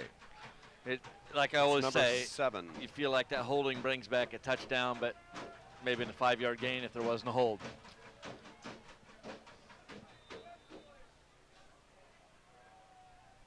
I think that was going to be a touchdown. Zurich, right side, cuts it back, and he's right into the arms of the tackler. That was Anthony Cernis, junior from Wilmette, Illinois, with the tackle. No gain for Zurich, and now 2:40 and ticking down in the first half of football from Little Giant Stadium. You're listening to Wabash College football on 91.3 WNDY Crawfordsville and Wabash TV, www.wabash.edu live. So 2nd down and 20. Doesn't seem to be any hurry here. Just almost 2 minutes remaining, Jim. Of course, we do have a 2nd and 20. Probably waiting to see what happens on this play. You don't want to give Denison too much time. Denison bringing the linebacker from outside, and he got to Connor, but Connor made him miss. Now he's looking. Can he get it deep enough to him? He's got Dickerson running down the field, but he can't. Sammy Adams, and he can't get it to him. Well, I like that idea. Yeah, Sammy did what he needed to do. When he saw Connor got flushed, he just took off up the sideline. I like it. Ball falls incomplete. Yeah, and I like where Connor threw that pass. I mean, that's where you want to miss if you miss. You know, the wind is affecting the deep balls both ways. You can see it. Hey, you see the pep band? I love hearing that. And they're nonstop, Jim. They have more energy than anybody in the stadium today. And they haven't made any pre-snap penalties. 1:59 now, 3rd down and 20. I think I heard a false start once. And the Little Giants will take time out. Well, Steve, we talked about the keys to the game, and that was the defensive front four for the Little Giants doing their job on Gabley. And with the exception of one running play, I think they've done that. Turnovers so far been pretty clean. And the offensive line for Wabash doing a pretty nice job. They gave up 2 early sacks, but they've generally done a nice job with run blocking and protecting Connor. Well, yeah, you look at what Mason has been able to do with 69 yards for Mason in the first half on just 10 carries. Let's talk about the offensive line. Let's also talk about the 50-plus yard touchdown run Zurich just had that was called back because of a hold. But the offensive line really doing their job. And, you know, down in the last couple weeks, down a man from Darian Sturdivant. So really stepping up. Mason Zurich has moved into 5th place all-time single-season rushing with 1,116 yards, I think, at this point. He moved ahead of Daryl Johnson, DJ, who had 1,102 yards in 1980. That's the 5th best single season. Handoff is to Matt Gibson, and Gibson stumbles ahead for about 3 yards. Number 12, Matt Gibson on the carry. Tackle made by number 12, Zach Hewitt. And it'll be 4th down. Denison takes a timeout That's with a good timeout on their part. 1:52. Here's where it's nice to have the wind behind us. Hopefully get off the punt. Make them go a long field. Evan Hansen's aunt and uncle, Aunt Penny and Uncle David, watching today from Willow Springs, Illinois. It's good to have your nephew here, I'll tell you that. Wouldn't want to play against him on Saturday. Little Giants with such a great tradition of linebackers. Evan doesn't look like a lot of those guys. The C.J. Gums and Nate Scolas is a little slighter build, but he works in this quick defense so well. John Bush watching from Milwaukee, tunes in every week. Appreciate it. Tim Grusenmeyer, what took you so long, Tim? Usually one of the first. Chad Hodges. Little Giants with Addison and Connor. Little Giants with 256 yards of offense in the first half, but now forced to punt on 4th and 17. Fox with a good snap, little bit of a pressure. Nice high kick, his best kick of the day. Will they be able to knock it down before it goes in the end zone? No, they cannot. 57 yards. It'll net 37, and the Big Red will have the ball at the 20. Yeah, from there, you just want to punt it. You don't expect that to happen, but just get off the boomer. Terry Byram, who will be here for the Bell game, calling the game on the radio, is watching from Pennsylvania. Next week, 122nd Monon Bell Classic from Greencastle, 1 o'clock kickoff on Axis TV. We've got 67, 68 telecast parties set up across the country. Look on the Wabash website, find a place to go watch the game. Cheer on the Little Giants in the Monon Bell. Gabley now on 1st down, wings it out, and the ball falls incomplete. Brian Parks was coming hard from the outside to make the hit on Hunter Winans, and the ball just bounced out of his hands. That's a scary pass. That ball's in the air a long time. Coach Olmstead working with the Big Uglies. Those guys are doing the work, man, and that's what they talk about, do work. We're not going to get our names in the paper. We just got to do what we need to do, and you hear them use that phrase a lot. That's Trey Taylor, who's exchanging comments with Coach Olmstead. Also Kyle Stucker, the academic all-district pick. Gabley now 2nd and 10. Little Giants, if they can hold here, might use a timeout. Gabley's going to run. And he's got 1st down yardage. He's slippery, Jim. He is. Looked to me like Connor Ludwig was held on that. The problem with Gabley is we have to see him for 3 more years after this year. Kanan Gabley is going to be a tough cookie in this offense. He has so much poise. Slings it out. Ball is complete to number 16, Richard Wayman. That's okay because that doesn't do much, and the clock keeps running. Got about 8 on it. Gabley now, 2nd and 4. He's looking to run, and he'll get sacked. Little Giants will use a timeout with a minute to play, minute 1. I like it, I think Jim. it was McCullen again, maybe. Yeah, and I like that timeout call. A lot of people wouldn't have thought about that. You think, all right, Denison's not going to score here after that sack, and Wabash is thinking, hey, we could have just under a minute to make something happen. So that's Tyler McCullen's 3rd quarterback sack. Mom and Dad watching from out in Arizona. I think we called their names earlier. Nice and family, so I don't know what family constitutes, but I think there's a bunch of them. That's my impression. Well, you got a lot to cheer about today. Bunch of family members of Austin Browns watching today. What a great service that the Media Center puts on, and all these students who put in their time for these families. 10 years ago, 5 years ago, they couldn't have watched, and you just hear about it. You couldn't have listened either. Couldn't have listened or anything. So you just, you call, you get a phone call afterwards to hear about the game. So fantastic. I'm glad we're able to help. Arizona boys. Tyler's having a monster game. 6'5", 265 from Apache Junction. Bruce Bradway watching gives a shout out to Keith Nelson. 3rd and 8. See what the Little Giants do. Evan Hansen's coming on the blitz, and they hand it off to Farley, and Farley is bottled up at the line of scrimmage. Little Giants will want to use their last timeout, I would suspect. And they we do. Yes. How about that? 4th down now, 57 seconds, and the Big Red will be forced to punt. Kanan Gabley was looking at the sideline like, can we go for it, Coach? Not in a 14-0 game. The Big Red will get the second half kickoff. They're still very much in this contest. Dangerous offense, capable of putting up big numbers. Denison averages almost 28 points and 365 yards. Have not gotten untracked today. Just 51 yards here in the first half. Wabash defense has done its job. 2 Texans watching today, Stu Johnson and Clint Scarborough. Loved watching Stu as a player for Wabash.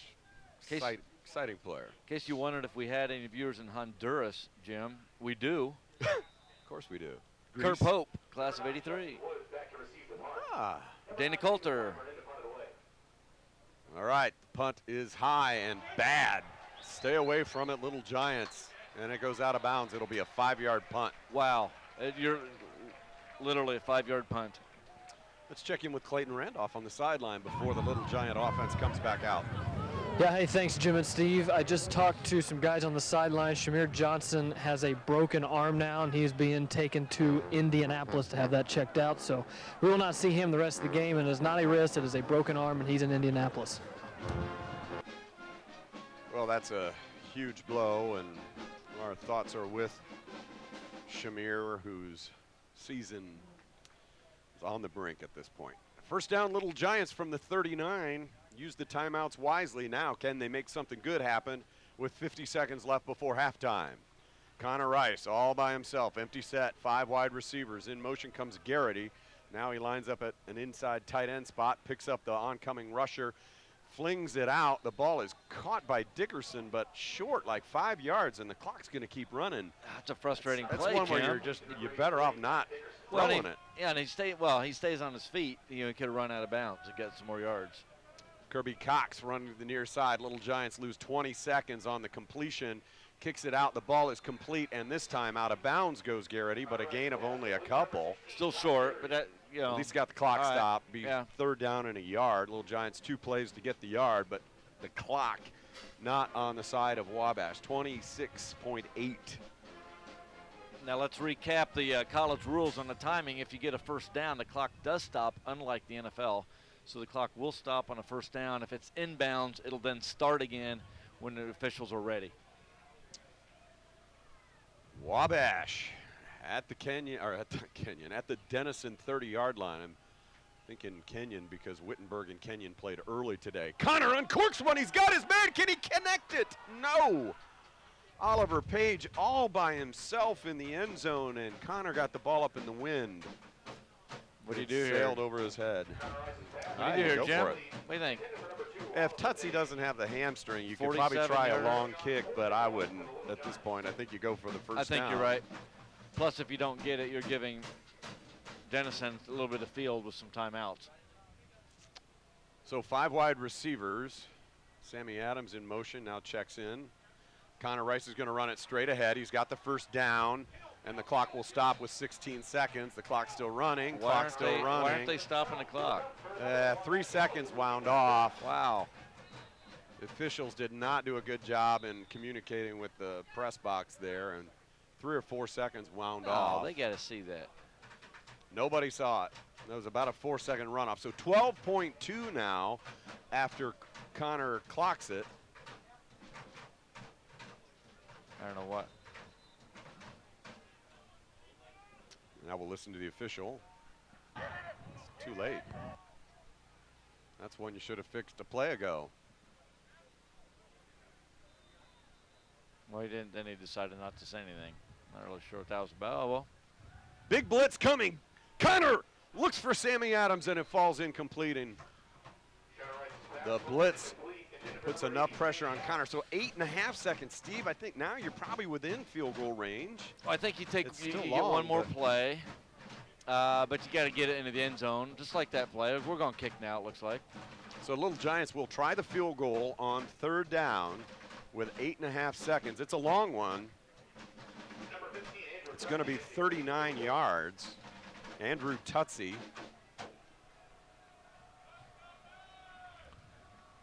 This would be big. Both ways. Snap's good. Kick is away. It's beautiful. I think it's right down Main Street. That would have been good from about 60, 55 anyway. Yeah. 39-yard field goal. Andrew Tutsi. So much for the wounded hamstring. Little Giants go up 17-0, capitalizing on the 5-yard punt by Denison and sneak 3 points on the board. Well, that's a great point, Jim. You go back to that 5-yard punt is a killer. We got Zach standing in the end zone and gets a nice shot of the field goal. Pretty good crowd here today for Family Day. Everybody's heading to the concession stand now for some coffee and hot chocolate. It's been sunny, but as you know it, Little Giants, if you come to home games at Little Giants, the home stands are not in the sun this time of year. They're in the shade, and it's a little cool. Clouds starting to come in.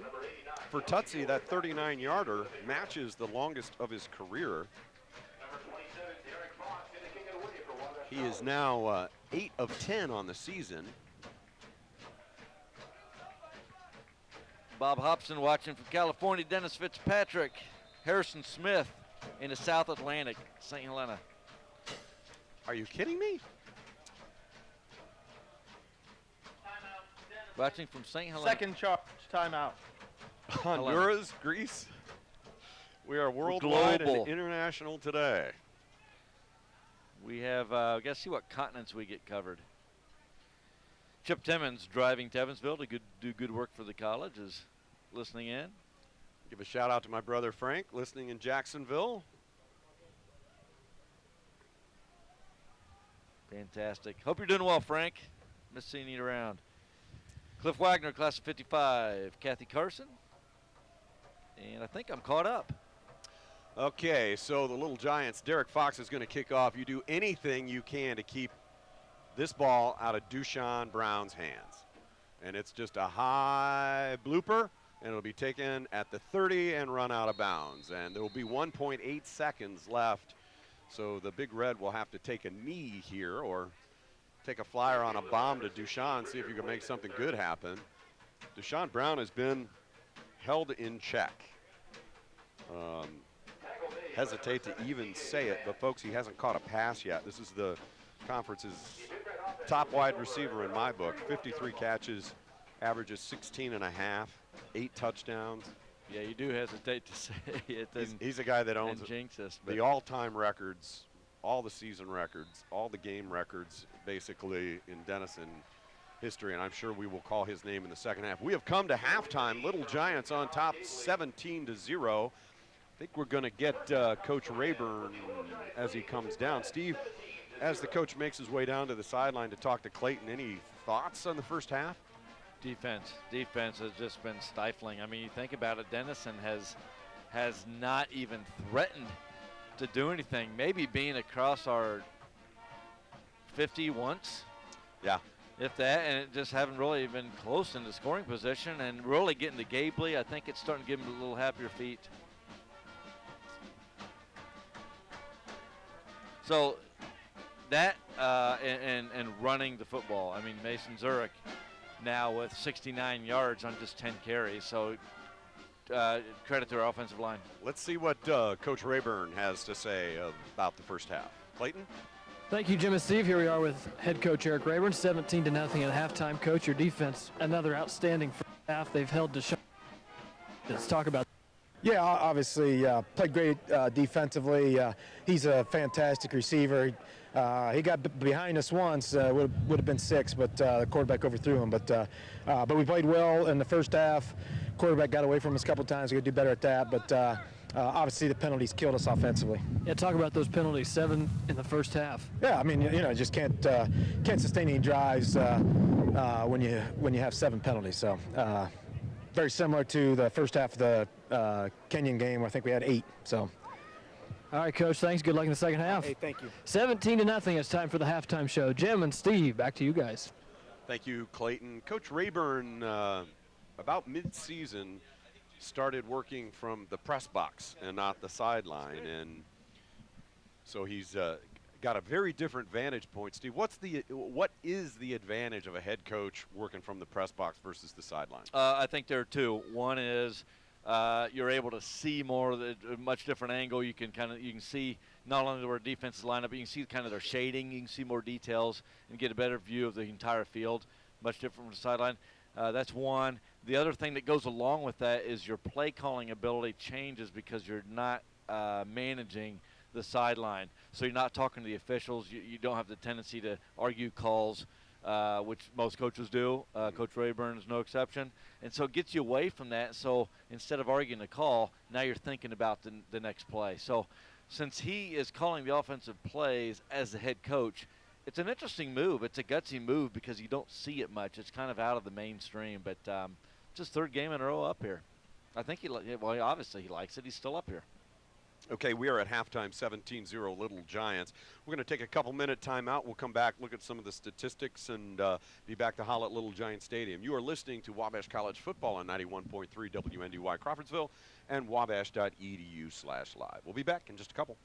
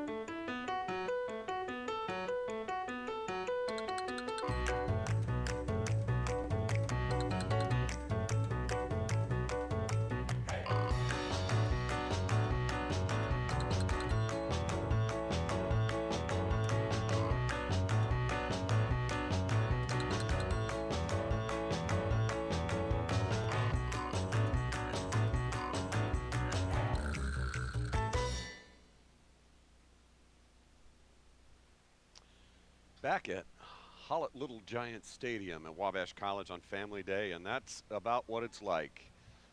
Pillowy clouds and a blue sky, a beautiful fall day for Family Day here at holla at Little Giant Stadium, and a North Coast Athletic Conference game between two heavyweights, Denison 6-2, a very strong team coming in, but the Little Giant defense is having its way today. As you can see, just 3 first downs for the Big Red, 31 yards rushing, and I think about 20 of that came from Kanan Gabley on one run, if I'm correct. 17 of it did on one run. And Gabley's had a tough time passing against this Wabash defense as well, simply because he hasn't had enough time. Just 18 yards for the freshman, who came in averaging 137 yards passing a game. And just the one turnover, the interception by Austin Brown. He was trying to get the ball out to his all-conference wide receiver, Dushan Brown, and Gabley was, and Austin Brown came over and made the pick. So far, Little Giants with 273 yards of total offense. Connor Rice has passed for 136 yards and a touchdown. He ran for a touchdown as well. Drake Kristen has 8 catches for 54 yards and the touchdown in the first half. Mason Zurich ran for 69 yards to move into 5th place in the single-season rushing chart for the Little Giants. Defensively, it was all Wabash, and mostly Tyler McCullen with 4 tackles, all of which were behind the line of scrimmage, so 4 for a loss, including 3 sacks, and then he also hit Gabley on a designed running play. Austin Brown with a couple tackles, Evan Rudder with 2 as well. Rayner, the leading tackler for the Big Red, he has 7 tackles. Alex Rayner, sophomore from Rye, New York, he's a corner. Pewitt with 6 tackles, Baird with 5. Baird came in as the team's leading tackler. The free safety from Shelby, Ohio, came in with 70. He's the real deal. He's got 5 tackles. So that's a look at statistics. The Little Giants leading 17-0 at the halftime break. We will be back at Hall at Little Giant Stadium. We're going to watch a few Wabash commercials. We'll come back. Steve Hoffman, Jim Amadon, Media Center crew bringing you the second half of today's North Cal Athletic Conference game. 17-0 Wabash over Denison, and we'll be back after these timeouts. Part of the liberal arts education is to be able to look at the world and address problems from different angles. What we need are the scientists, as well as the ethicists and the theologians, to be able to look at that same problem, to be able to learn about them as well as to address them. This August, we flew 14 students and a professor out of Atlanta, Georgia, down to Peru, into the capital of Lima. And we traveled to a rainforest town for 4 days, a mountainous town in the Andes for 4 days, and then back to the capital. Global health, something you think of mostly doctors, medicine, but I'm an English major and somehow I go on this trip. How does that happen? I am taking height and weight measurements at triage. Personally, I'm interested in the stories of these people and how hearing those stories or not hearing those stories affects whether or not we help them. If you can't explain the biology with an English major, it's useless. Or if you can't turn that biology into laws, it's useless. So I like the Global Health Initiative because it's broad. You can't get any bigger than the whole world. There was one particular person in Pamplona Alta, which was Lucia. That's like the slum area. She has this sort of this house where she feeds a whole bunch of different orphans. And without her, those orphans don't have any means of food. That's when I just like realized, when I get on my feet, that's what I want to do. I just want to help people now. We're a school of 900 students, and yet we're tackling some of the really big issues in the world. And then we've had experience for 4 years here at Wabash, and I think the Global Health Initiative is a really good example of that.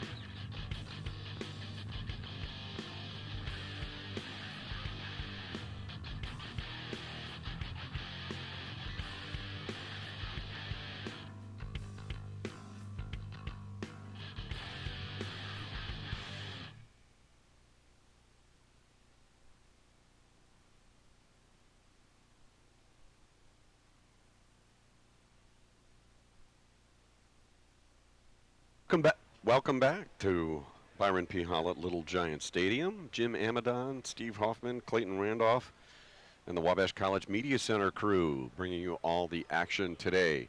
North Coast Athletic Conference game. Little Giants of Wabash ranked 9th, 8-0, lead Denison 17-0 at the break. The Big Red will get the ball to start the second half. Little Giants will kick to them.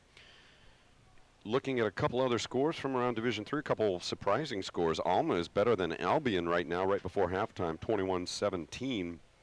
It's a bit of a surprise. Albion having a terrific football season, but now trailing Alma 21-17. We'll see how that shakes down. Hiram all over Worcester in a North Coast Athletic Conference game, 27-7. Hard for me to imagine that the Worcester Fighting Scots trail Hiram by that kind of a margin. Some other scores, Hampton-Sydney's trailing Guilford at halftime, 17-14. Hampton-Sydney really struggling this year. Little Giants beat them to start the season. DePaul all over Oberlin on senior day in Greencastle, 26-0. Ohio Wesleyan's better than Allegheny, 18-3 at the break. Of course, it's 17-0 here. I think the Mount Union Baldwin Wallace game, haven't updated that in a while, but it's 0-0 in the midway through the second quarter. That would be a shocker if the mighty Purple got upset. 17-0 here. Story of the game has been the Wabash defense held Kanan Gabley to 3 of 8 passing for 18 yards, intercepted him once, sacked him 3 times. Deshaun Brown yet to have a reception. And Gabley's been the only running game the Big Red's been able to muster. Has 18 yards and had 17 of those on 1 carry. The only time the Big Red crossed midfield against the Little Giants. So we are about ready to go live here in the second half. Media Center guys, cameramen, got some coffee, got some food. Not sure they all did, but a couple of them did. Ben and Dom did, certainly. And we are ready to start. Little Giants will have the wind at their back in the third quarter.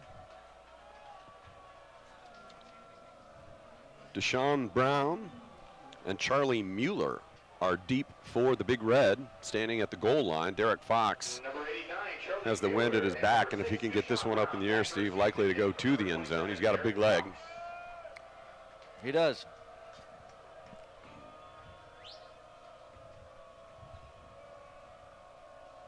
Well, no, Deshaun Brown's got to be just dying to get to have something happen today. Just doesn't have a pass on offense. Only been targeted a couple times.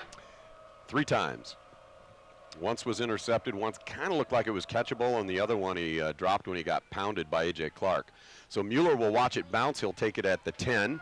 Look for a block. Got a nice one from Deshaun Brown, but it did not stop the Little Giants, and he is tackled at the 20. A 10-yard return for Mueller. Nice play in there by the Little Giant special teams.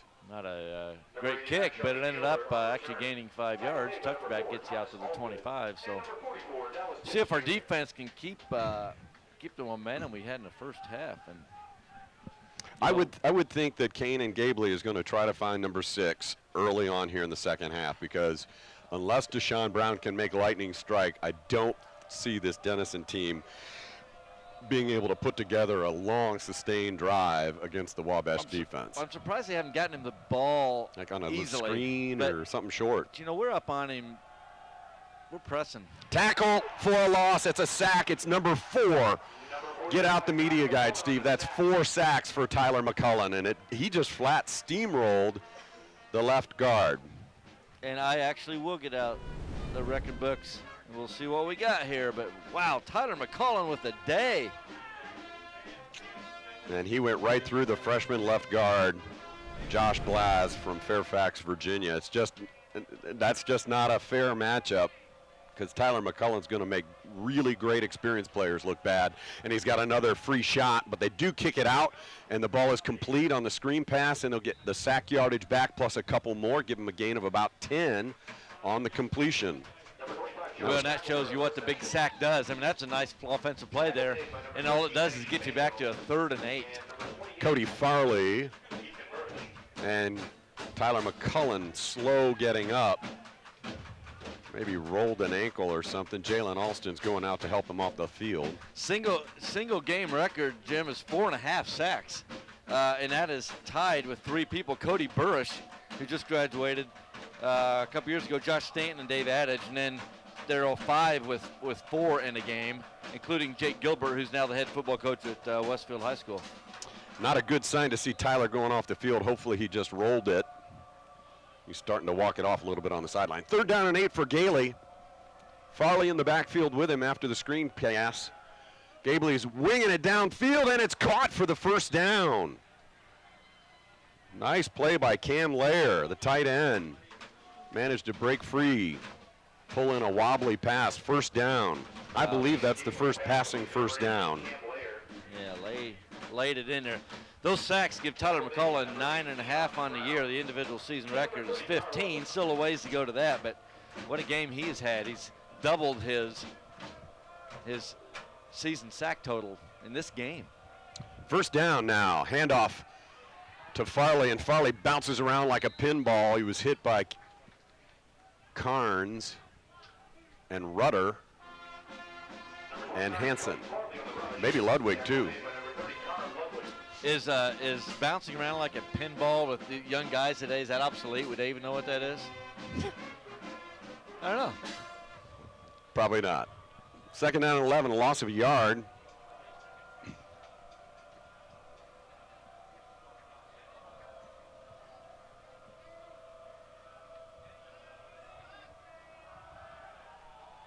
Wings it out to Lair, flag down. Offensive pass interference. Nope, it was a lineman downfield.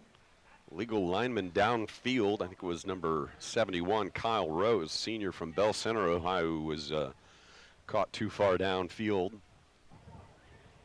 Ineligible man downfield. Offense, number 18.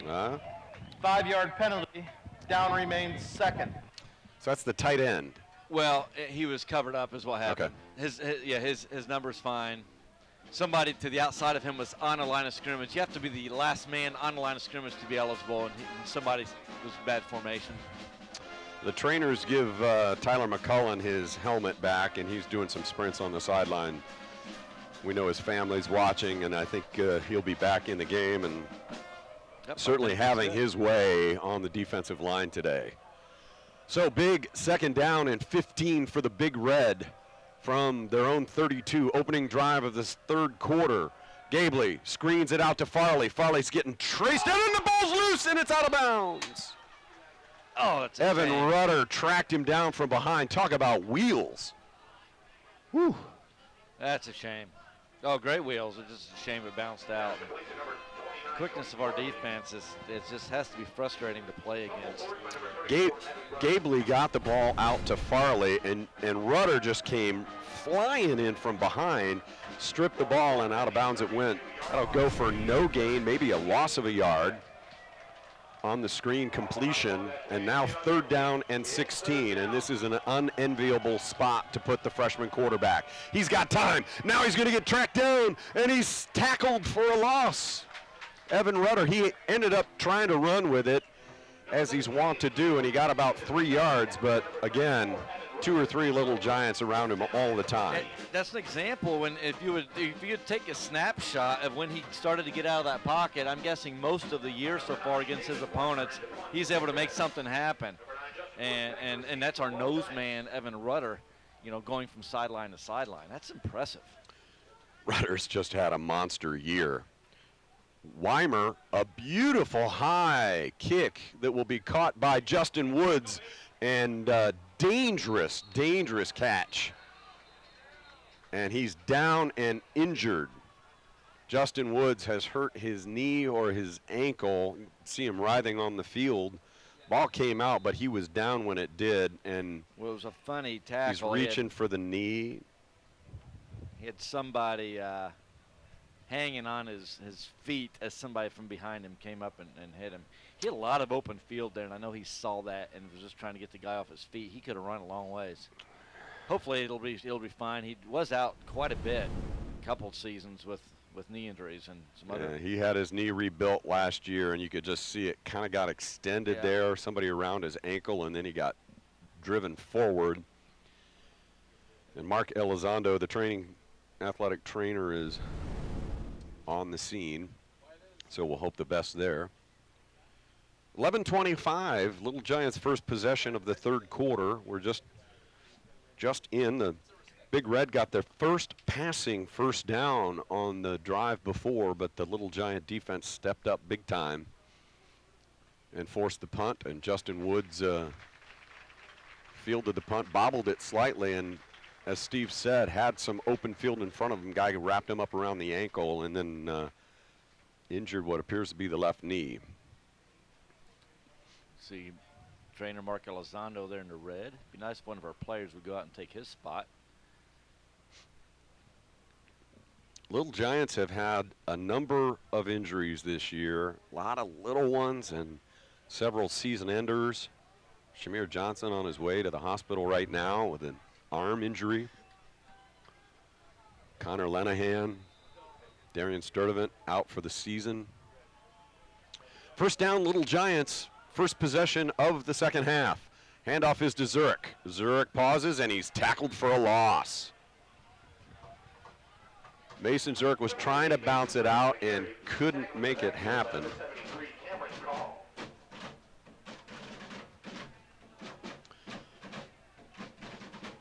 Not quite sure who had the tackle there. Looked like it might have been Cameron Call, interior lineman from Alexandria, Virginia. So it's second down and 12 after the loss of 2.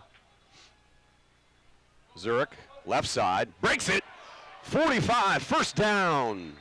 Number 38, Mason Zurich on the carry. Good enough for another. He got 13 and a first down. He just hits a hole so quickly, Jim, and just squirts through there. I mean, he goes north-south just as quickly as he can, and we've talked about the way he runs. It reminds me of Chris Morris with his feet not coming up off the ground much, just kind of scoots along. Oh, bad snap, and Connor's going to have to keep it.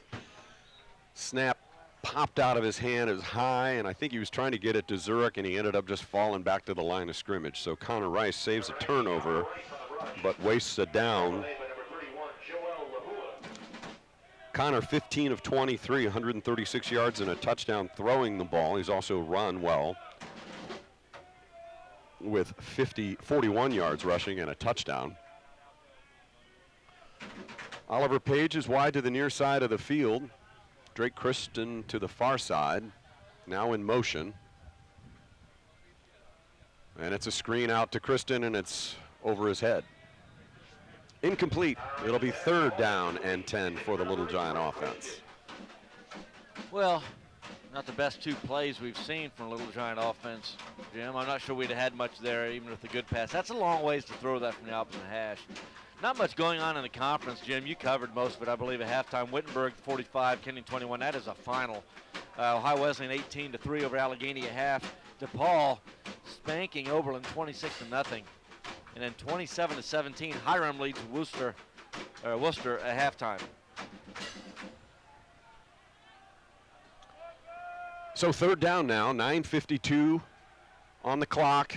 Rice wings it and it almost picked off. He was staring down Drake Kristen, and he very fortunate that that ball wasn't picked off by Joel Lahua.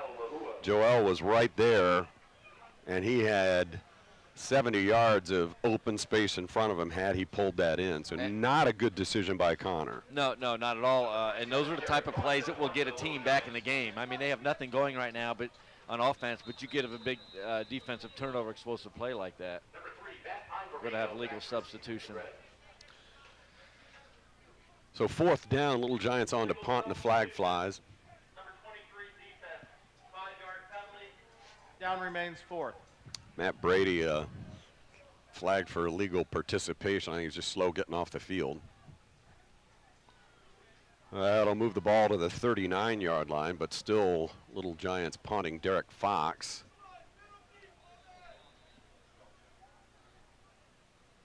Matt Imerino standing at the 10. The ball's going to sail into the end zone. So Fox has had a good day today, but the net has not been that strong. Now he's not happy with that one. If you watch his running off, I mean, he's got a chance to lay it up. He didn't get it up very high.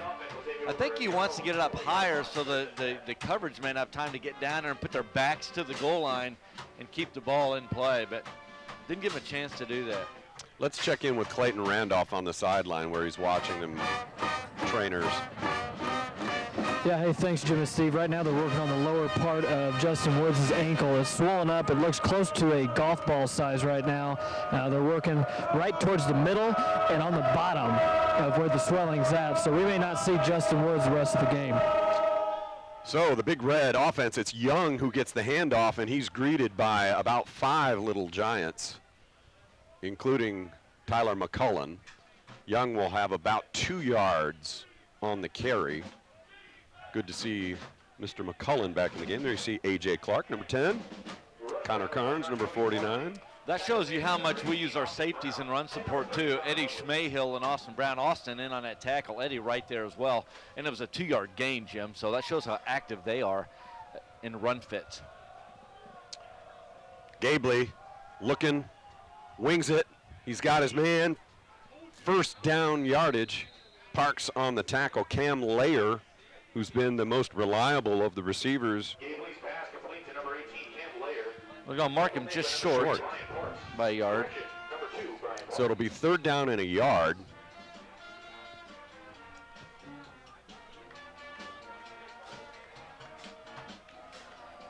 You know, they're booting up Justin Woods, and they've got the cart here so he can get a trip out to the hospital to get an x-ray on the left ankle. All right, 3rd down, fans. 3rd and 1 for the Big Red. Gabley with Young right behind him in the pistol. Gabley's going to throw it, and now he's pressured and he's going to be sacked. Gabley sacked again. Evan Rudder. I don't think they're going to give Tyler McCullen any credit for that. I think that was all Evan Rudder. Well, they might give him. They might give Connor Carnes half of it. Carnes. Yeah. And Evan Rudder. Kanan Gabley has had no time to throw the football today. And another weak punt, but a nice roll, and he's going to get the fortunate bounce down to the Little Giants' 46-yard line. So a 34-yard punt and no return. That ended up a lot better than it looked like it might. So the Little Giant offense, after sputtering on the first series, is back out for the second series here in the 3rd quarter. 7:50 to play in the 3rd quarter. Little Giants on top 17-0. Game marked by some injuries to some key players, Shamir Johnson and Justin Woods. Cooling off a little bit as the clouds have rolled in. Crowd's gotten a little thin. Denison defense has done a nice job. Powerful Wabash offense held largely in check. Drake Kristen on the jet sweep, and he's corralled, got only about 3.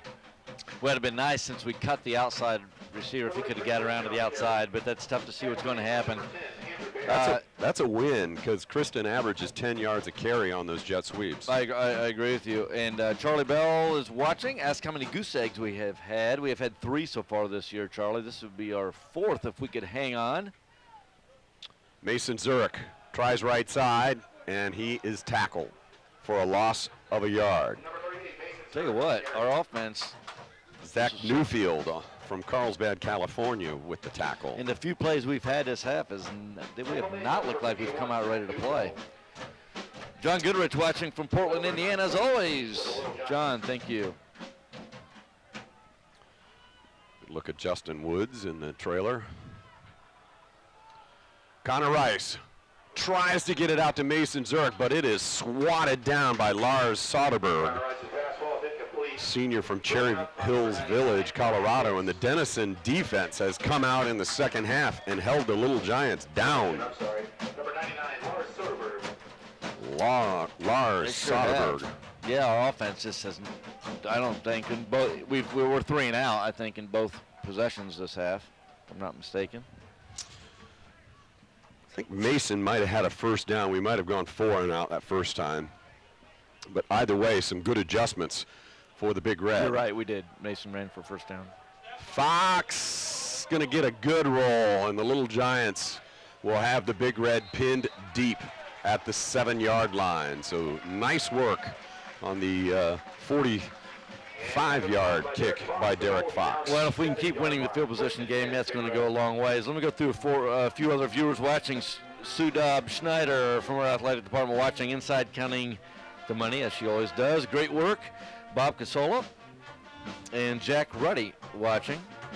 Tricia Scola from Alabama. Mark Dewart. Rem Johnston, the Big Cookie, watching. Rem, hope you are well. First down, Big Red from the 7-yard line. Gabley looks, and he's sacked, and it's fumbled, and the Little Giants will fall on it. Ethan Bush, touchdown, Little Giants. Little Giants with the sack fumble. Is that just like our defense, Jim, to be playing the way we're playing and then to cause a sack, fumble, and a score? Evan Rutter's getting the high five from Burrish. I think it was Rutter who had the tackle, the sack, and forced the fumble, and it was Ethan Burrish who opportunistically fell on it, and the Little Giants on top 23-0. Andrew Tutsi now for the extra point. Snap is good, hold is good, kick is good. Little Giants 24, Denison 0, and let's look at the sack fumble. Boom. Gabley never had a chance. He was looking right toward Dushan Brown and never had a chance. This Wabash defensive front is completely overwhelming a young, inexperienced Denison offensive line. Well, there's a great shot of the blue skies with the puffy clouds over Byron P. Hall at Little Giant Stadium today with the Allen Center in the background, Goodrich Hall right there in the center. Just to the far right was the chapel, followed up by our beautiful Sphinx Club guys in their stripes. Steve, getting ready to do 24 push-ups, I would assume. You know, I can't remember how many times we've seen it this year where the Wabash offense has come out and sputtered a little bit, and the defense steps up and makes a play that ignites the team. Absolutely. We just this team lives on our defense. I would say lives on our defense and on our running game with our offensive line and Mason Zurich. That's the way I feel. And then we sneak in big plays with our receivers and Connor Rice. Dushan Brown from the 10, dangerous player. Cuts it outside, makes a couple men miss, but not A.J. Clark. And A.J. Clark tackles him after a 21-yard return. It'll be first down for the Big Red at the 31. Well, it's so much fun, Jim, to watch our defense because they don't care who gets the credit. I mean, they're truly are those types of players, and you can't always have a team like that. Perfect example, number 28, who scored a touchdown there, Ethan Burrish, was a linebacker last year, was all over the place as a sophomore, making all sorts of tackles, getting all sorts of awards. This year, he's way down in the tackle count as a defensive end, but he's helping us more by drawing attention at the defensive end, and he's fine with that because our defense is playing well. Gabley looking, time. Now he's going to run, makes a guy miss. Austin Brown makes the tackle. Along with Ethan Burrish, he ran forward, did Gabley for about 3-yard gain. We did put a nice move on Mr. Evan Hansen, freshman to freshman right there, Jim. Just little sneak in and outside, but you know, that's tough to tackle somebody in the open field like that. But those two guys are going to see a lot of each other over the next 3 years. So Gabley got 3. It'll be 2nd and 7. Still not untracked as a passer today.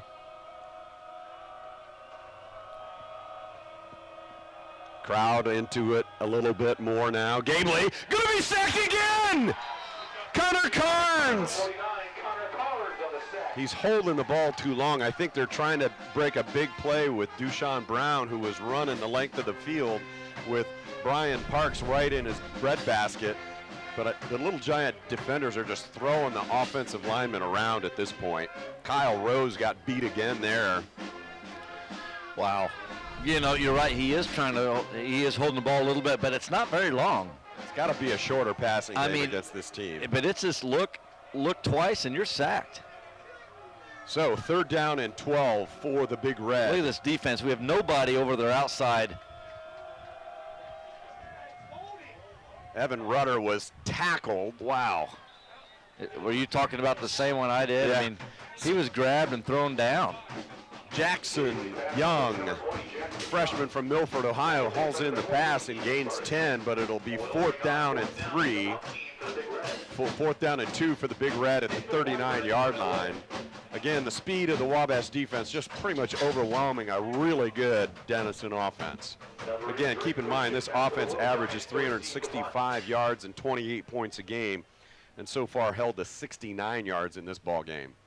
Low punt taken by Kristen at the 35, and he's tackled at the 35. I mean, I still can't believe only 4 minutes to go in the 3rd quarter, Jim, and Dushawn Brown does not have a reception. I mean, talk about that. Our defense doing what they need to do and playing well. That stat in itself tells you how we're playing on defense. That's amazing. I don't know if I wonder if in his career if he's had any games without a reception.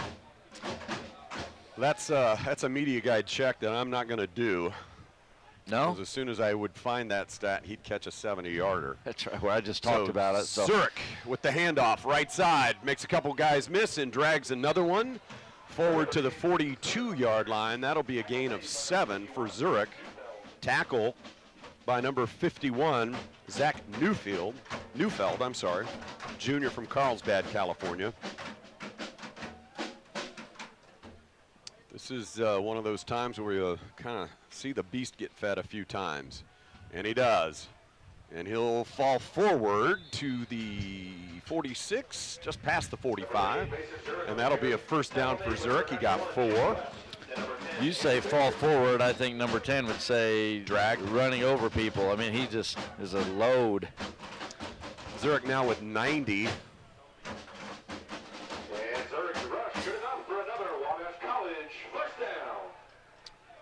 And you heard the PA announcer. 1st down, Little Giants. Fakes the handoff to Zurich. Rice is going to go deep, and he's overthrown him again. Oh, my goodness, he didn't. Oliver Page made the catch at the 15-yard line, 31-yard pass. I totally thought that was overthrown. I started looking away, Jim, because I'm like, the wind's caught it, it's going, and not only did he catch it, but to lay out and make that catch. Oliver Page does it again. The freshman. There you'll get a chance. I was convinced that ball was overthrown, and he just stretches out. And he made it look easy, Jim, by pulling it back into his body. Now Mason Zurich cuts inside the 10, still running 5, touchdown! Mason Zurich! Mason Zurich from 15 yards, and just like that, the Little Giants have blown this game open.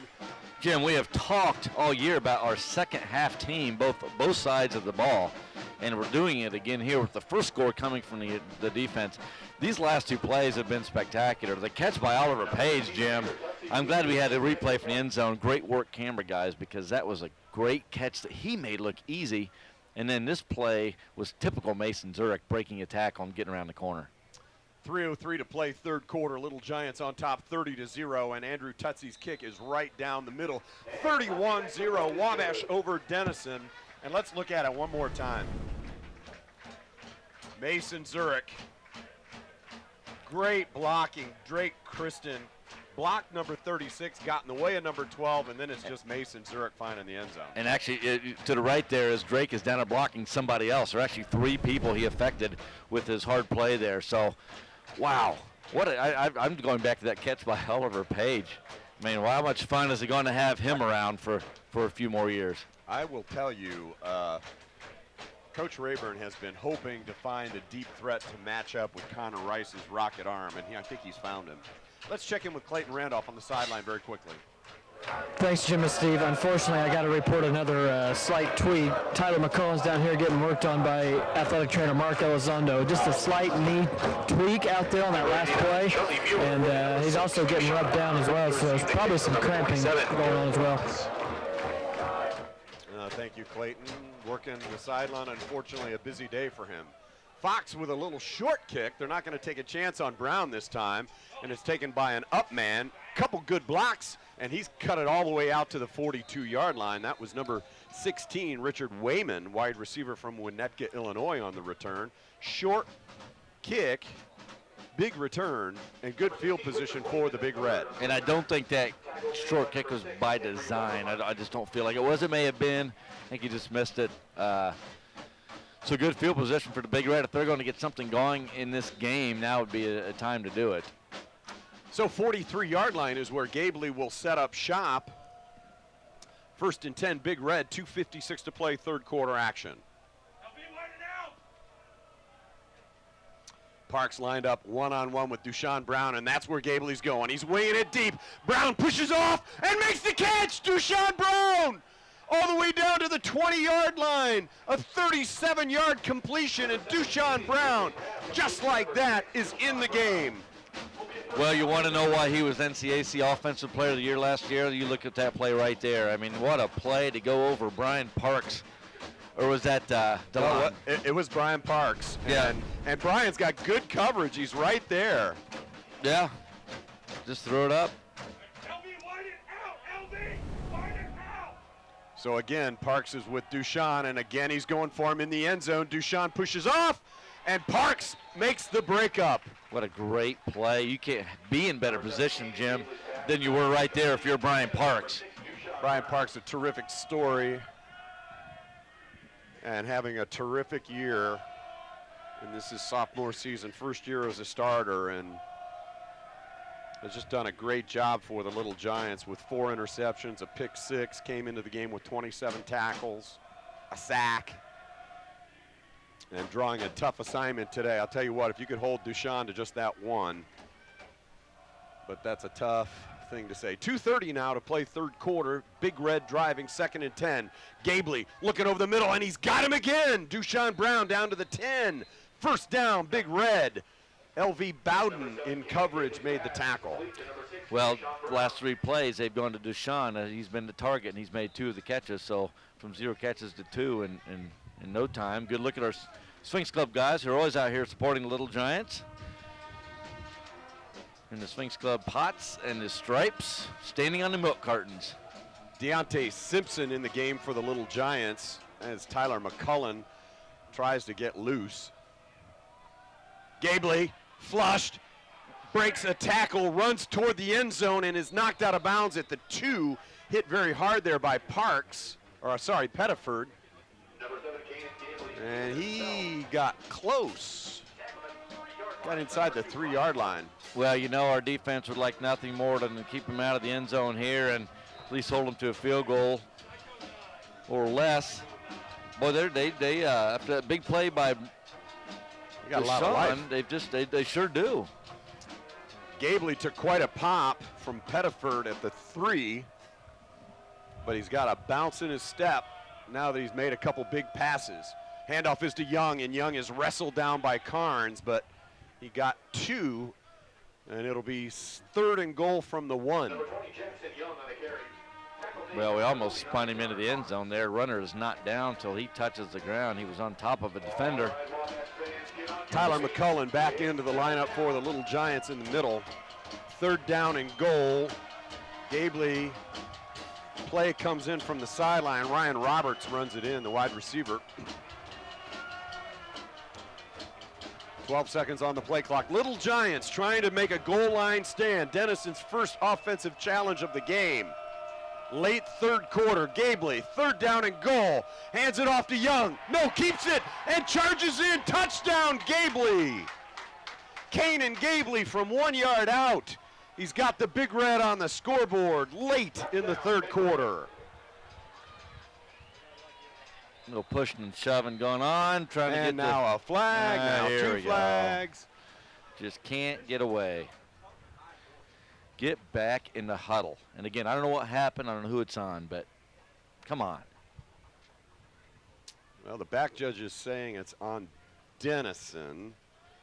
There are 2 flags. The umpire threw one and the back judge threw one.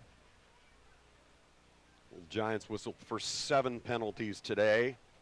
Denison 4.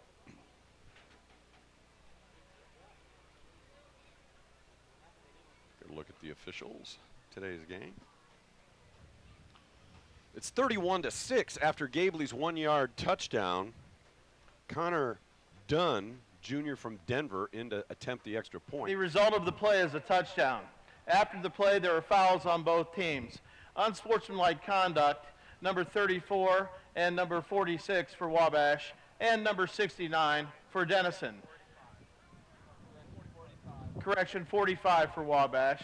Those penalties will offset. It is now time for the try. Well, Time for the try.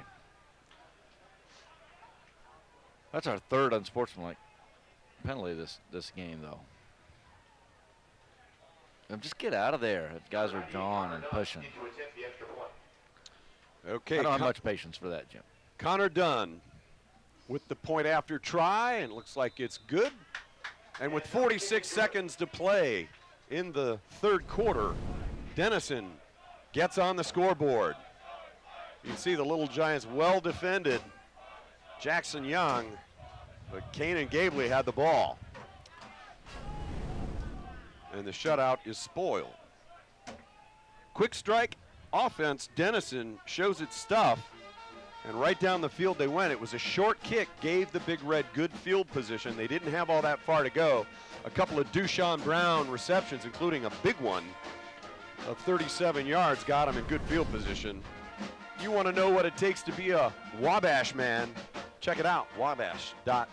And you are listening to Wabash College Football on 91.3 WNDY Crawfordsville and wabash.edu/live, Wabash TV. I sure like this camera angle here. I just see a lot of familiar faces down there, a lot of big Wabash supporters. Athletic Director Joe Hacklin right there. Big week for him.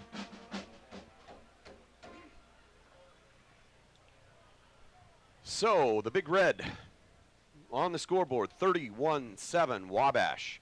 And the Little Giants will take the kick. I think that's Dickerson. No, I'm sorry, that was Garrity. And Garrity ran it out to the 26-yard line, where the Wabash offense will come back out on the field. Little Giants with a nice drive. Last time they had the ball, Mason Zurich with a 15-yard run. It was 4 plays, 65 yards. Big bomb to Oliver Page set up the Zurich touchdown run. Mason now over 100 yards. He's got 105 on 16 carries. But the Big Red comes right back and answers. So with the wind at his back, the handoff is to Gibson, and Gibson does a little spin move. Matt Gibson spelling Mason Zurich, and I think that's probably a smart move to get Matt Gibson some reps here with the varsity offensive line, because it appears that Shamir Johnson may be done with a broken arm. And Mason is a back who does need to be spelled. He runs so hard, he needs some time off. And that'll do it for the third quarter. Wabash on top 31-7 over the Big Red of Denison. Steve, you got some scores for us around Division III. Yeah, I do. We talked about that Mount Union score there, now at 14-0. On Baldwin Wallace, it was a 7-0 game for quite a while. Middle of the third, actually early in the third quarter. Number 5, these are the notables. Actually, number 4, Wesley got beat, Jim. The final, number 4, Wesley getting beat by Salisbury 38-35, and we'll catch up with a few other ones as the game goes on. Let's touch base with Clayton Randolph, who's on the sideline. Go ahead, Clayton. Guess what? It's time to start thinking about Wabash basketball. They play today at Evansville, a 4 p.m. tip-off, a 3 p.m. Central Standard Time tip-off, and then they go play Anderson at Anderson next Tuesday. Now that game is, both of those games actually are exhibition games. They will open at home in 2 weeks on a Tuesday. They'll play Illinois Institute of Technology. That game will start at 7:30. That's on November 17th. So I know we're thinking about the Monon Bell, but also Wabash basketball is getting ready to start. Guys, back to you. Thank you, Clayton. Coach Kyle Brummett in his second season as head coach of the Little Giant basketball team. He's got Daniel Pervlisis, a terrific big man, and a whole bunch of youngsters this year. Big freshman class. So Matt Gibson gets the handoff and only got about a yard. And it'll be 3rd down and long 2 probably. You know, in thinking about these scores, the one to keep an eye on is number 7, Wheaton, playing number 22, Illinois Wesleyan. That's a 2 o'clock start. We should probably be getting some score updates here pretty soon. The reason that is important, folks, is because Wabash is 3rd in the first regional rankings of the year. These are the important rankings that are looked at for playoff seeding. So Wheaton is number 2. It's Mount Union 1, Wheaton 2, Wabash 3. That gives you another round home game if you continue to win. If Wheaton gets beat today, and we move up. Handoff is to Matthew Dickerson, who's got first down yardage on the jet sweep. Looked like Matthew might have had a little bit more, but good sound defensive play by number 27, Ryan Zinkula. Well, I think first down run, though. What would be nice here, Jim, is to get the 70-yard drive and just eat up the clock and just eat it up and get 5+ minute drive, even more, and really get this under 10 minutes to go in the game with the lead. Whether we get points or not, I think eating up time right now could go a long ways. As good as the Little Giant running game is, they don't have a lot of long drives. Long in terms of time of possession, and a little mix-up between Garrity and Lahua. Yeah, they're good. Little scuffle, then they pat each other on the head, said good job. I don't know why he didn't throw it up to Drake. I mean, why do you take a 4-yard loss on that? Yeah. Throw it over his head if there's nothing there. Connor Rice thrown for the loss. Mason Zurich walking on the sideline. He's fine. He's just, this is a series for Matt Gibson. But it's now 2nd and 14 after the loss. Well, you just can't have negative plays. Denison bringing the house, and Connor wings it out. Tom Garrity makes a nice catch, dances along the sideline, but pretty short gain out to the 42-yard line. It'll be a gain of about 7, and it'll be 3rd down and 8. Yeah, it gets us to a manageable play there. There you see Coach Olney Olmstead again, the offensive line coach, and really does a good job with those guys up front. I mean, big injury this year to Darian Sturdivant, and there they are again, just playing very well. Kirby Cox checks in. Dylan Burris checks out. 4 wide receivers. Matt Gibson blocking back as a runner. Handoff is to Drake Kristen, and Kristen gets the corner, and there's a flag down. I think the Little Giants were in motion. Well, if they stopped it, it's going to be on us. False start, Little Giants. False start on the offense prior to the snap. 5-yard penalty, still 3rd down. There's another one, Jim. 8th penalty marked off on the Little Giants. I think that's 4 false starts. But they've just been they've been false starts. They've been illegal formation. They've been 3 unsportsmanlike. Just things you don't want to see. I think there's only been 1 live ball foul on us, and that was a holding call on a receiver. 12:29 to go in the football game. 3rd down and 12 now for Rice. Denison's bringing everybody, and Rice wings it downfield. Drake Christian makes the catch. No, Oliver Page again. Does he make tough catches, Jim? Can't see the 2s and the 8s, but it was a big gainer for the Little Giants on 3rd down. And they got all the way down to the 35-yard line. A gain of 28, I think. Wabash lined up so quickly. It doesn't give the defense time to really do much. I mean, they just got down and lined up. Can't give our replay guys enough time either. No, he makes some tough catches. Oliver Page, well defended, but he went up and got the ball. Designed running play for Connor Rice, and not much room to go. Maybe Connor got maybe 3 or 4, and he didn't like the way he was tackled. Yeah, lineman coming in, getting him out of there. I don't think the Big Red likes getting pushed around the way they've been pushed around today. Let's take a look at that big pass play. Oh, no, we're back. We'll see if we can get that replay here in a second. Oliver Page's terrific catch. 2nd down and 6 after Rice's 4-yard gain. Little Giants with 22 first downs. Offense has looked good. Defense has a touchdown, and Connor's going to run into another sack. Yeah, Jim, you can't do that. First of all, there was a place to step up. I don't know why he keeps trying to get around to the outside there. Zach Neufeld. And you go from a 2nd and 6 to a 3rd and 15. Look, sometimes you're going to get sacked. I'm not saying you can't not do that, but wow. I felt like he could have stepped up and maybe made something happen or thrown the ball away. 3rd time Connor has been sacked. He lost 8. It's 3rd down and 14 now, and a promising drive. Doesn't look like it's going to end well, and Little Giants call a timeout. Coach Rayburn didn't like what he saw and called the timeout from the roof of the press box. Jim, you used the term pushed around earlier, and it made me want to get on the team stats to see if it has been a pushing around, and it sure has. And first downs, Wabash is leading 22-6. Denison only 6 first downs on the game. You don't see that very often, folks.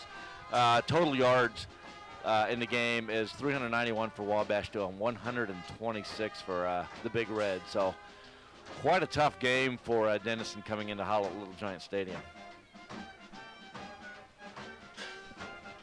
You know, you can follow Wabash Athletics on Twitter, @Wabash Athletics. It's that easy. Brent Harris, the sports information director, does a great job with Wabash Athletics Twitter. That easy. West Virginian viewer Jack Halber watching. He bets he's the only one from West Virginia watching. I wouldn't bet that, but I think we got him. We got him watching in Honduras today, and Greece, in the South Atlantic. Why don't we talk a little bit about how many viewers we get, Joe or Jim? You would know more than that. 3rd down, 14. Connor Rice, empty backfield, has time, wings it and throws it right at a Big Red defender, and there wasn't a gray shirt, Steve, anywhere in the area. No he threw idea. It right at Anthony Cernas, and there wasn't a Little Giant receiver within 10 yards. I don't know what Connor saw. No, I don't either. That was by far his worst decision of the game. Yeah, and he's had a pretty good game. He's 18 of 30 for 210 yards and a touchdown. And it should have been picked off. Should have been picked off. Cernas had it thrown right at him. And again, no gray jersey anywhere around. And Drake Kristen was open on the near sideline. So 10:31 now to play, and Derek Fox on to punt. Again, another one of those punts where the offense drives the ball and can't make anything good happen. And Imerino makes a circus catch at the 10. They'll mark it out to the 11, and that's where the Big Red will come out on offense. Last time the Big Red had the ball, they went right down the field. Dushan Brown, showing why he's an all-conference wide receiver, made a couple big catches. And Gabley scored from a yard out to put the Big Red on top. They trail 31-7 to the Little Giants. We talked about Wabash taking up a time-eating drive and did not even come close to doing that. Went about 20 yards. I think we got 1 first down. 9 plays, 35 yards. Yeah, maybe a couple first downs, but penalties and sacks have hurt the Little Giants today in a pretty big margin of victory so far. Brian Parks in on the play. Gabley completed the pass to Hunter Winans, gain of about 5. Brian Parks was right there, and then I think it was Shamail came in and popped him to make sure he was down. L.V. Bowden came in late. Sorry about that.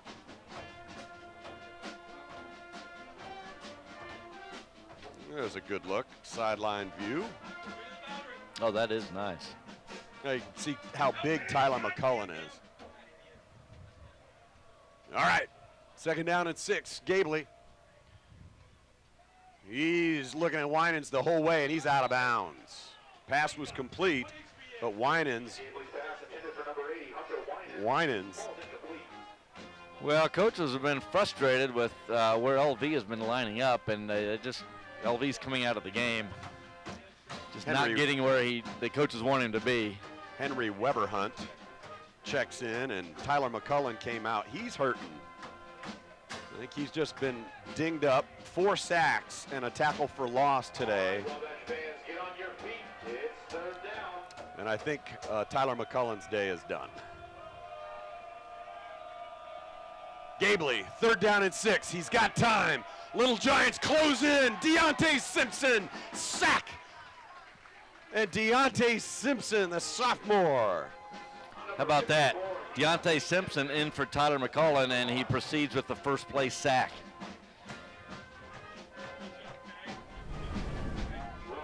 There you can see Deontay closing the door. He's from Arizona, Phoenix kid. Yep. I was curious to see what Denison would do after that last confidence building drive they had, and Wabash defense just came out ready to play. Weimer standing midway into the end zone. Snap is good, and he'll kick it away. It's low.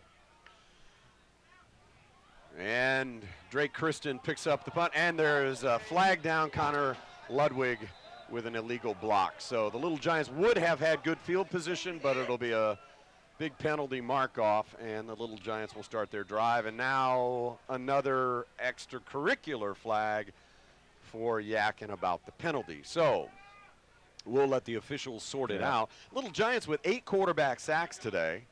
Nice effort. Team started out on fire when quarterback sacks led the nation for a few weeks, and really teams have adjusted their passing game. Holding on the Little Giants and unsportsmanlike conduct on Denison, actually. Well, I thought they called a block in the back, which would have been a bad call, so that they didn't. Team number 7, 10-yard penalty. After the play, unsportsmanlike conduct, number 47 of the kicking team. 15 yards, first down for Wabash. So Ryan McCowan is called for the unsportsmanlike conduct, C.J. McMahon for the hold, and the Little Giants will indeed have great field position at the Big Red 35. That's really the first penalty that's been hurtful to the Big Red, and that really was a killer, because if they don't get the unsportsmanlike conduct, Steve, Little Giants are starting this drive at their 45 instead of the Big Red 35. So this is a 20-yard swing. Right, yeah, well, it sure is. And it was still a swing for Wabash because the penalty negated any yards of return we had. So officials want to keep talking. We have a new running back in the game for the Little Giants, and that's Matt Pinola, freshman from Zionsville. Steve, 6 foot, 220-pound running back. They really like this guy, and I saw him in some JV games. He's a terrific running back. Yeah. Reminds me of David Kogan, that kind of runner, big kid. He pads up. He looks a little bit like Mason Zurich, but without the guns. He does look like Mason Zurich, and without the big tattoo on the left arm. But where did you say he was from? Zionsville. Zionsville. Okay. Well, that's what. Hence Kogan, right? Yeah. Connor Rice. No, it's Michael Putko checked in as well. So we've got some second-team guys in now. That's a good move. I mean, we started getting some guys banged up a lot of injuries today. So. And look, you go to Michael Putko, who started over two seasons. Years. So I think we're okay there. So we've got Michael Putko in at quarterback for the Little Giants, and Matt Pinola, running back for the Little Giants as well. Otherwise, it looks like pretty much the same cast of characters. Same offensive line, Dylan Burrish at tight end, Matt Dickerson, Drake Kristen, Tom Garrity at wide receiver. Sammy Adams has checked out. His day is done. And there's Pinola's first varsity carry, I think, and it won't be for much, maybe a yard. So it'll be 3rd down and 6. Let's check in with Clayton Randolph, who's got, unfortunately, another injury update. And that's exactly right, Jim. Another unfortunate update. Tyler McCullen, it looked like they're working on his left oblique, trying to stretch it out a little bit.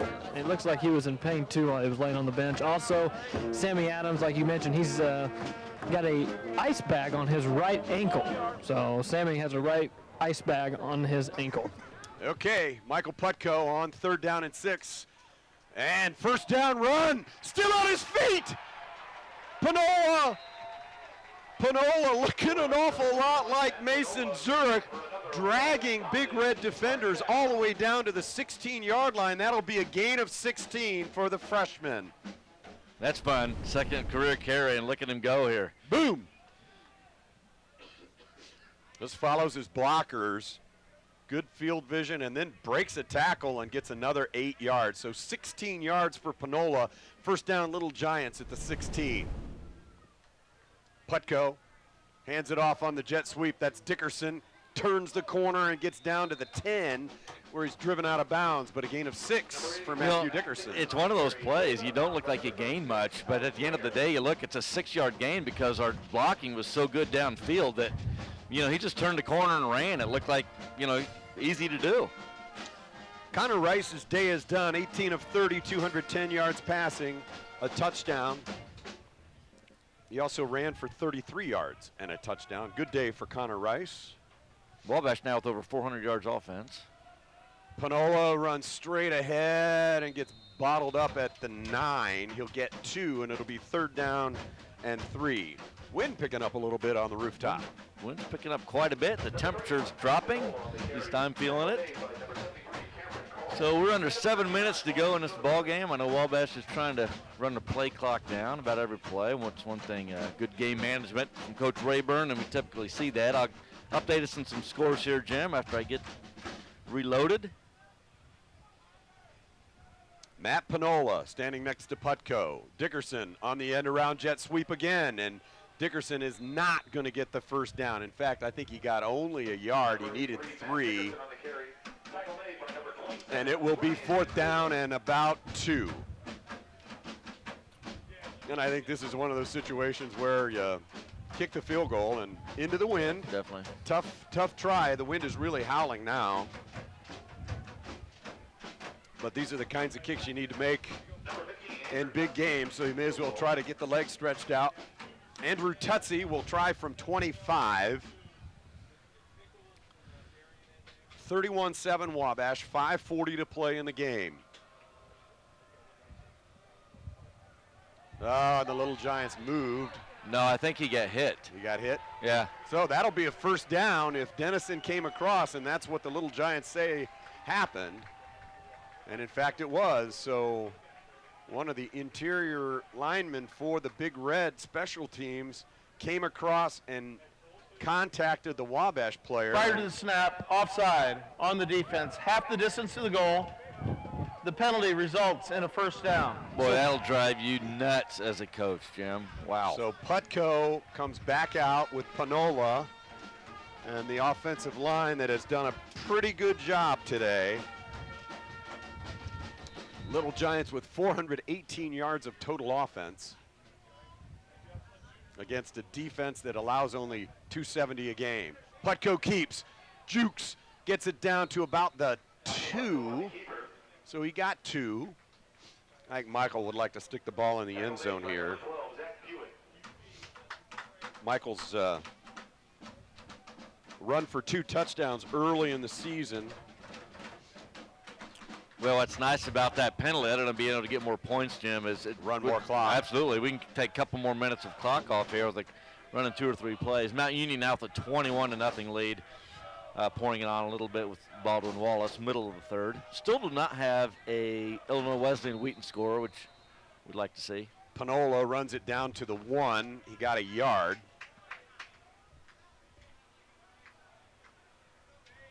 Panola with 19 yards now on 4 carries. That is a good look at him. We'll be calling his name a lot more in the years to come, and potentially this year, if the injury to Shamir Johnson is as advertised. So clock's ticking down, 4:15, 3rd down and goal from the 2. Denison's got 10 guys tucked in there tight. And Panola runs in for a touchdown. Matt Panola danced untouched. 10 guys all in the box. And Panola untouched right to the end zone. Steve, that's going to be an exciting player to watch. Well, how much fun did he have in that drive? His first carries, a couple of them very successful, and a score. There's big number 31, the Zionsville Eagle coming off the field. So he just had to have a lot of fun. And a big score, time off the clock, all good. Andrew Tutsi on now to attack the extra point. Michael Putko happy on the sideline, and really ugly kick, but good enough. And the Little Giants now on top, 38-7. Let's watch Panola, and he just danced through. Great job trying to get a number there for the Little Giants. It was Gage Ullery, sophomore tight end, who had the key block.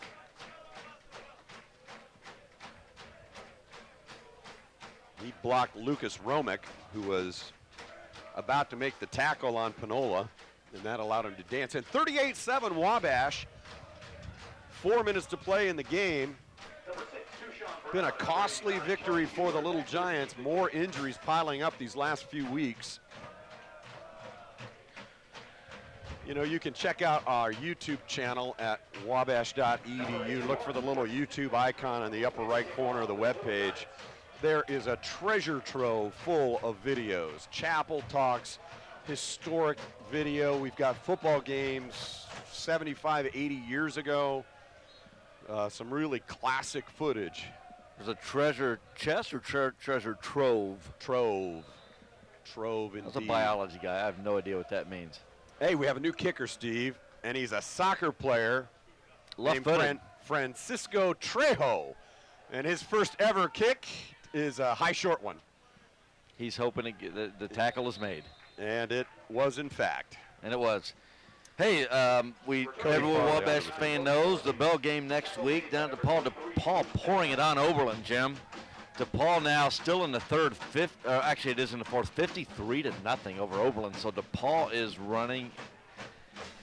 DePaul has a lot of momentum. Cranking. Yeah, Yes, they do. DePaul's going to come into the Bell game 8-1, 9-0 Wabash for the outright conference championship and the automatic playoff berth. And their only loss against Ohio Wesleyan was a lot of things went wrong for them with some blocked punts and some interceptions and things like that.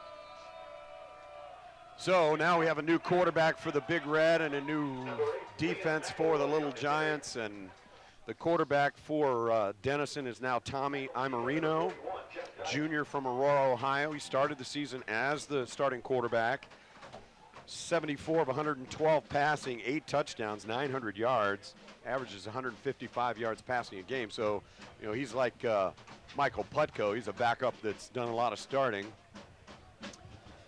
The backup running back is Liam McElroy from Grosse Pointe Park, Michigan. And he'll take the pitch off the right side, and he'll get chased down by a whole lot of Little Giants, and that'll be a loss of 6. They'll mark him at the 30. Actually got an update from our friend Tim Grusenmeyer on the Wheaton Illinois Wesleyan score, which we've been curious about. It's middle of the second quarter. Wheaton 20, Illinois Wesleyan 10. As Wabash fans, we would like to see Illinois Wesleyan win that ball game to help us in the regional rankings. I don't see that happening, but so 2:57, clock ticking down, 3rd down and 15 for Imerino. And McElroy out of the pistol. Deshaun Brown is on the bench. His day is done. Big Red now with all second teamers, and guess what? A sack by the Little Giants and a fumble. So I think it might have been Jalen Alston with the sack fumble. Imerino got pounded. You can see Jalen Alston running off the field. And the ball popped out. We'll see if we can get a replay on this to check it out. Yeah, we couldn't see much. Of course we have a replay. From up here.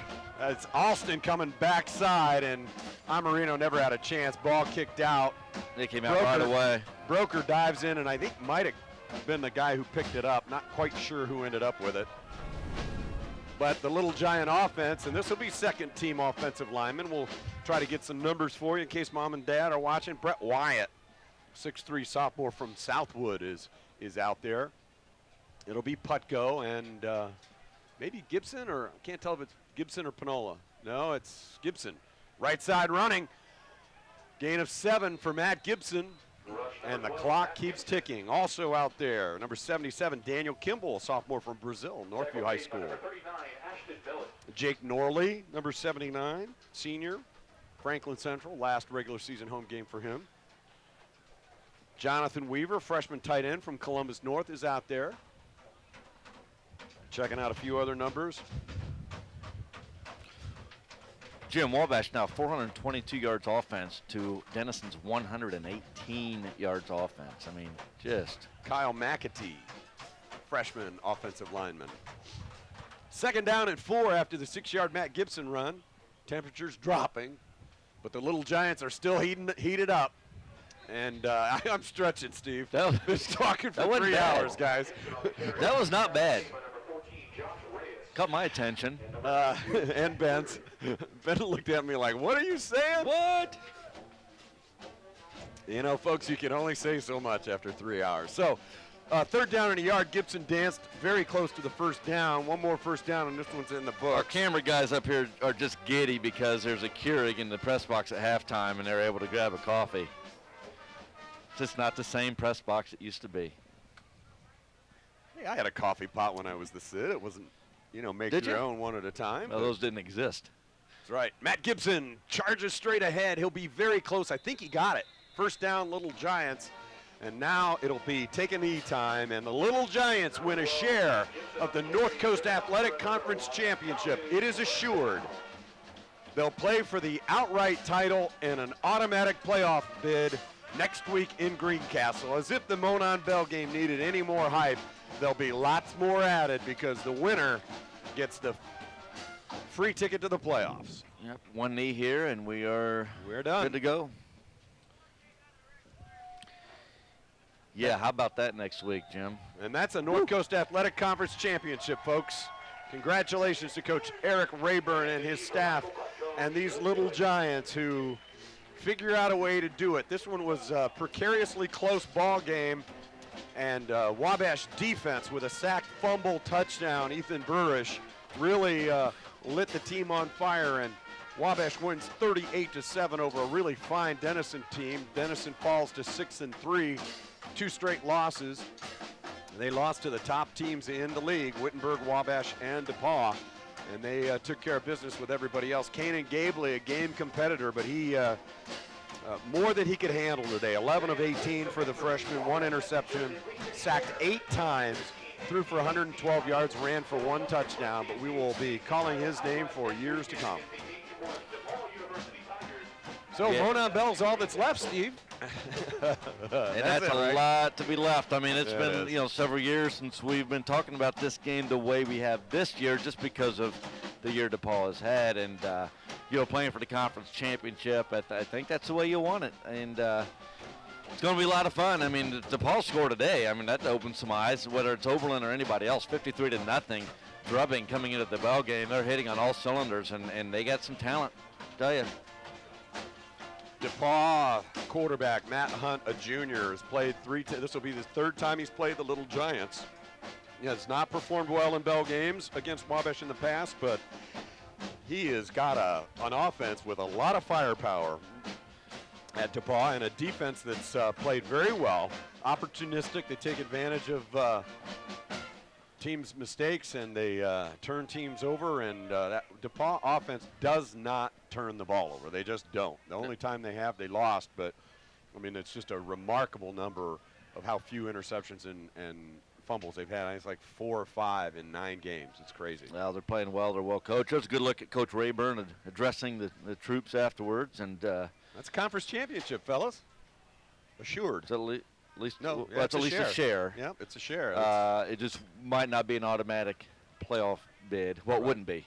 Well, if we don't win next week. And you need to win next week because there are only 6 at-large berths, and somebody's going to get upset that plays a better strength of schedule than Wabash. And losing late would hurt you even more. You don't want to be 9-1 and rolling the dice on maybe going to Wheaton or Whitewater or Mount Union, because that would be the fate if, in fact, Wabash were to drop. Because we've done that before, and it's not very fun. Right. All right, I think Clayton Randolph has dialed up Coach Rayburn as the Little Giants sing the school song. Clayton has the coach. Hey, I have dialed up Coach Rayburn, 38-7. That's a pretty good victory going into the bell game. Yeah, absolutely. Real proud of how our guys played, particularly defensively. I thought we did a great job. They have they have a great receiver, quarterback's really athletic kid, but defensively, I thought we really played well. The receiver got us 4th quarter with a couple big catches, but the rest of the game we did a great job defending and front played really to run, so really proud with that side of the football. Obviously offensively, too many penalties and felt like we got times, and you just can't sustain drives doing that. Talk about your injuries. It just seems like every week somebody's having a rough time out there. Yeah, they're mounting up, that's for sure, but it's the way it goes. Some guys got to suck it up and do it, and with the series, to step it up. Do you feel like this game prepared you for next week?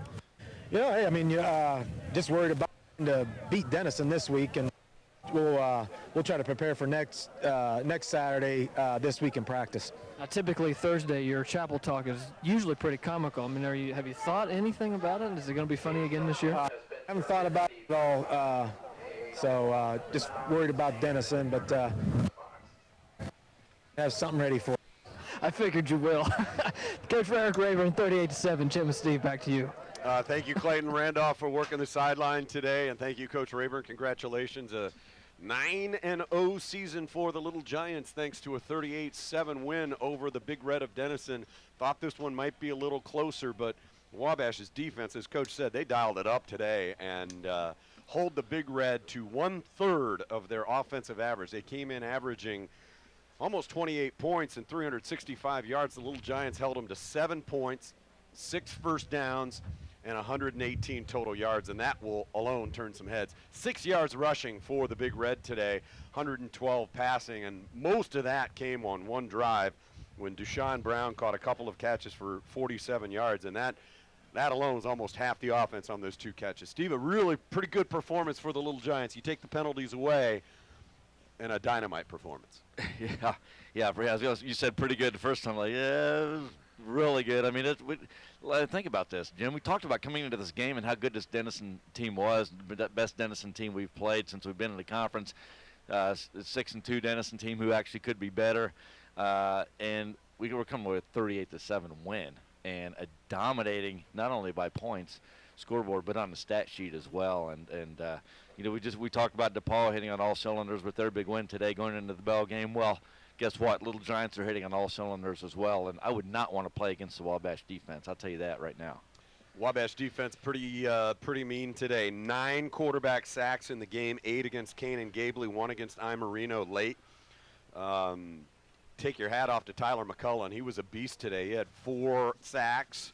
Hey, we'll come back to the stats later. Austin Myers, great job again today, pal. Austin Myers directing the telecast. Ryan Carnes was our replay guy. Dom and Ben up here with us. Zach down in the end zone. Carlos working the sideline. You guys were terrific. Ivan, as usual, great with the graphics. And Adam Phipps was running around. He's our media center director, and he's empowered those young men to run the show. And Austin ran the show today. Take my hat off to those guys. First-rate broadcast. Congratulations, guys, and thank you so much. Again, it was a Wabash defense sack parade. 9 sacks. Held a really powerful offense to just 6 first downs. Pretty dominating performance for the Little Giants. So next week it's Monon Bell. Little Giants 9-0. DePaul 8-1 for all the marbles. You'll be able to dial it in on Access TV. Check your local listings for how you might get that. It's available on DirecTV and I believe Dish Network as well. Access TV 1 o'clock. Paul McGuire in the broadcast booth.